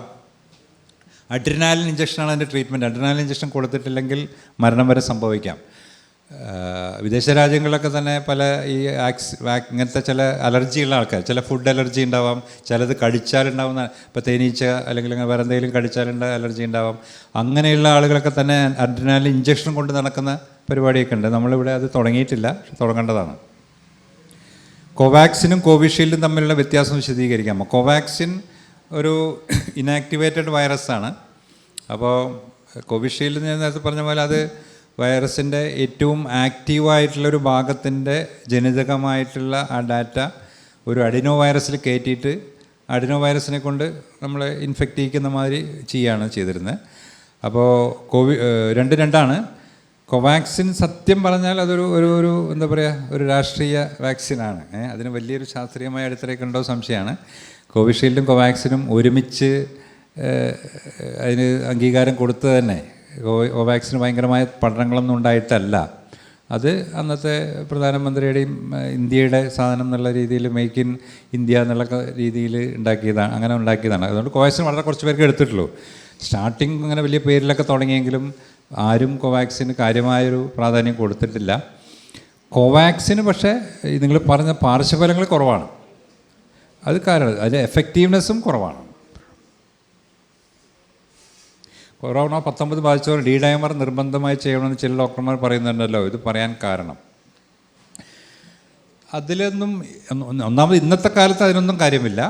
അന്ന് കൊറോണയുടെ ടൈമിൽ ഈ ലോങ് കോവിഡ് സിൻഡ്രോം എന്നൊക്കെ പറയുന്ന സംഭവങ്ങളിൽ ഡി ഡൈമർ എന്നുള്ള ആ ഒരു ടെസ്റ്റ് പെർസിസ്റ്റൻ്റായിട്ട് കൂടിയിരിക്കുമെന്നും അവരിൽ ഭാവിയിൽ നമ്മൾ ഈ നേരത്തെ പറഞ്ഞ കൊറോണയ്ക്ക് ശേഷം ഉണ്ടാകാവുന്ന പ്രശ്നങ്ങൾ, ഈ ചിലപ്പോൾ thrombosis, pulmonary embolism, heart attack, stroke ഒക്കെ വരാൻ ചാൻസ് കുറച്ച് കൂടുതലുണ്ടെന്നും ചില പഠനങ്ങൾ കാണിക്കുന്നുണ്ടായിരുന്നു. പക്ഷേ അതും ഞാൻ പറയുന്നത് വളരെ ആരോഗ്യപരമായിട്ട് നിൽക്കുന്ന, അന്ന് ഡി ഡൈമർ എല്ലാവരും വെറുതെ ചെയ്തുകൊണ്ടിരിക്കുകയായിരുന്നു. ഡി ഡൈമർ കൂടി എന്ന് പറഞ്ഞിട്ട് അതർവൈസ് ഹെൽത്തി ആയിട്ട് കൊറോണയിൽ നിന്ന് കംപ്ലീറ്റ് റിക്കവർ ചെയ്തു, ഹെൽത്തി ആയിട്ട് സാധാരണ നോർമലായിട്ട് ഫുഡും കഴിക്കുന്നു, എക്സസൈസ് ചെയ്യുന്നു, വേറെ ഒരു പ്രശ്നങ്ങളും ഇല്ലാത്ത ഒരാളുടെ ഡി ഡൈമർ കൂടി എന്നുള്ളതൊരു വിഷയമല്ല. ഡി ഡൈമർ ഒരു സൂചന തരുന്നു എന്ന് മാത്രമേ ഉള്ളൂ. ആ സൂചന എപ്പോഴും ശരിയാവണമെന്നില്ല. അപ്പോൾ അതിനൊന്നും അത്ര പ്രാധാന്യം കൊടുക്കേണ്ട കാര്യമില്ല. ഇപ്പോൾ തീരെ പ്രാധാന്യം കൊടുക്കേണ്ട കാര്യമില്ല. ഡി ഡൈമർ വേറെ ചില അസുഖങ്ങൾക്ക് ഉപയോഗിക്കുന്ന ടെസ്റ്റാണ്. കൊറോണ വാക്സിൻ ബൂസ്റ്റർ ഡോസ് എടുത്തവരാണല്ലോ നമ്മൾ. ഇതിൻ്റെ ഇമ്മ്യൂൺ കാലാവധി ഉണ്ടോ, വൈറസിന് മ്യൂട്ടേഷൻ സംഭവിക്കുന്നുണ്ട്, ഇത് പ്രവർത്തനരഹിതമാകുമോ? ഇപ്പോൾ നമുക്ക് ആർക്കും പുതിയ ഇതിനോട് വലിയ ഇമ്മ്യൂണിറ്റി ഒന്നും ഉണ്ടാകാൻ സാധ്യത കുറവാണ് എന്നുള്ളത് നമ്മളങ്ങനെ പഠനങ്ങൾ നടത്തിയിട്ടല്ല പറയുന്നത്, വിദേശ പഠനങ്ങൾ വെച്ചിട്ടാണ്. ഓക്കെ, ഇപ്പോൾ ഒമിക്രോണിൻ്റെ തന്നെ ഇതിൻ്റെ ജനിതകം മാറ്റം വന്നതിൻ്റെ പേരെനിക്ക് ഓർമ്മയില്ല, പക്ഷേ ആ സീരീസിൽപ്പെട്ട സാധനം തന്നെയാണ്. ഒമിക്രോണ് തന്നെ നമ്മുടെ ആസ്ട്രാസെനിക്ക വാക്സിൻ 25% 30% ഒരു ഫലം ഉണ്ടായിരുന്നുള്ളൂ. അതിനുശേഷം കുറേ കാലം കഴിഞ്ഞിട്ട് വന്നാണ് ആ വാക്സിൻ മാറിയിട്ടില്ല. നമ്മൾ അന്നെടുത്ത വാക്സിനല്ലേ. അപ്പോൾ അതുകൊണ്ട് നമുക്ക് വാക്സിൻ കൊണ്ടുള്ള ഇമ്മ്യൂണിറ്റി കാര്യമായിട്ട് ഇപ്പോൾ ബാക്കി നിൽക്കാൻ സാധ്യത കുറവാണ്. പക്ഷേ എല്ലാവർക്കും ഒമിക്രോൺ വന്നിട്ടുണ്ടാവും. എല്ലാവർക്കും ഒമിക്രോൺ വന്നു. എനിക്ക് ഞാൻ ടെസ്റ്റ് ചെയ്തിട്ട് തന്നെ കണ്ടുപിടിച്ച ഒമിക്രോൺ വന്നിട്ടുണ്ട്. എല്ലാവർക്കും വന്നിട്ടുണ്ടാവും. അപ്പോൾ രോഗം വന്നതിൻ്റെ ഇമ്മ്യൂണിറ്റി എന്തായാലും അതുണ്ടാവും. നിങ്ങൾക്ക് വാക്സിൻ എടുത്തത് സത്യം പറഞ്ഞാൽ നമ്മുടെ പഴയ സ്ട്രെയിൻ്റെയാണ്, ബീറ്റാ സ്ട്രെയിനെതിരായിട്ടുള്ള വാക്സിനാണ്. അപ്പോൾ ഒമിക്രോണിൻ്റെ ഒരു വകഭേദം തന്നെയാണ് ഇപ്പോഴും കിടന്ന് കളിക്കുന്നത്. അപ്പോൾ ഒമിക്രോൺ ഒരിക്കൽ വന്ന ആളുകൾക്ക് രണ്ടാമത് വരുമ്പോൾ വരില്ല എന്നല്ല, നമുക്കറിയാം. അപ്പോൾ ഈ കൊറോണ വൈറസിൽ നമുക്ക് ഇൻഫെക്ഷൻ തടയാൻ സാധിക്കില്ല. തുടക്കത്തിൽ നിങ്ങൾക്ക് ഓർമ്മയുണ്ടെന്ന് അറിയില്ല, ഒരിക്കൽ വന്നാൽ വരില്ല എന്നൊക്കെയാണ് എന്നുള്ളൊരു തെറ്റിദ്ധാരണയൊക്കെ ശാസ്ത്രലോകത്തിലുണ്ടായിരുന്നു. എനിക്ക് ഓർമ്മയുണ്ട്, രണ്ടാമത് വന്ന ആൾക്കാരുടെ ലിസ്റ്റൊക്കെ അന്ന് പ്രസിദ്ധീകരിച്ചിട്ടുണ്ടായിരുന്നു ചില സയൻറ്റിഫിക് ജേണലൊക്കെ തന്നെ. സെക്കൻഡ് ടൈം വരിക എന്ന് പറഞ്ഞാൽ അത്ഭുതം എന്നുള്ള രീതി. പിന്നെ നമുക്ക് തന്നെ മനസ്സിലായത് മൾട്ടിപ്പിൾ ടൈം വന്നുകൊണ്ടിരിക്കുകയാണ്. അപ്പോൾ അതുകൊണ്ട് ഇപ്പോൾ നമുക്ക് വാക്സിൻ കൊണ്ടുള്ള ഇമ്മ്യൂണിറ്റി ഒന്നുമില്ല. മാത്രമല്ല വാക്സിൻ കൊണ്ടുള്ള ദോഷവും നമ്മുടെ ആർക്കും ഇപ്പം ഇല്ല. പണ്ട് ചെറുതായിട്ട് വന്നു പോയിട്ടുണ്ടാവും ചിലർക്കൊക്കെ, ഞാൻ പറയില്ല. മനുഷ്യനൊഴിച്ചുള്ള ഒരു ജീവിക്കും വാക്സിൻ എടുക്കുന്നില്ല, എന്നിട്ടും മനുഷ്യന് വരുന്ന പോലുള്ള അസുഖങ്ങൾ മറ്റു ജീവികൾക്ക് വരുന്നില്ല. മറ്റു ജീവികൾക്ക് വരുന്നുണ്ട്, അത്രേ ഉള്ളൂ. വരുന്നില്ല എന്ന് പറയുമ്പോൾ അതിന് തെളിവ് കാണിക്കണം. വെറ്റിനറി ഡോക്ടർമാരോട് പറഞ്ഞ് ചോദിച്ചാൽ മതി. ഇപ്പോൾ വെറ്റിനറി ഡോക്ടർമാർക്ക് ഭയങ്കര തിരക്കാണ്, പണ്ടത്തെ മാതിരിയല്ല. എല്ലാവരും വീട്ടിലിപ്പോൾ പേർഷ്യൻ കാറ്റോ അല്ലെങ്കിൽ മറ്റേ പൂച്ചയോ ഒക്കെ ഉണ്ട്. അപ്പോൾ പിന്നെ അത് അവരുടെ കാര്യങ്ങൾ അവർ ഭയങ്കര തിരക്കാണ്. അവർക്കെതിരെ കേസുകളൊക്കെ വരാൻ തുടങ്ങിയിട്ടുണ്ട് ഇപ്പോൾ വെറ്റിനറി ഡോക്ടർമാർക്കെതിരെ.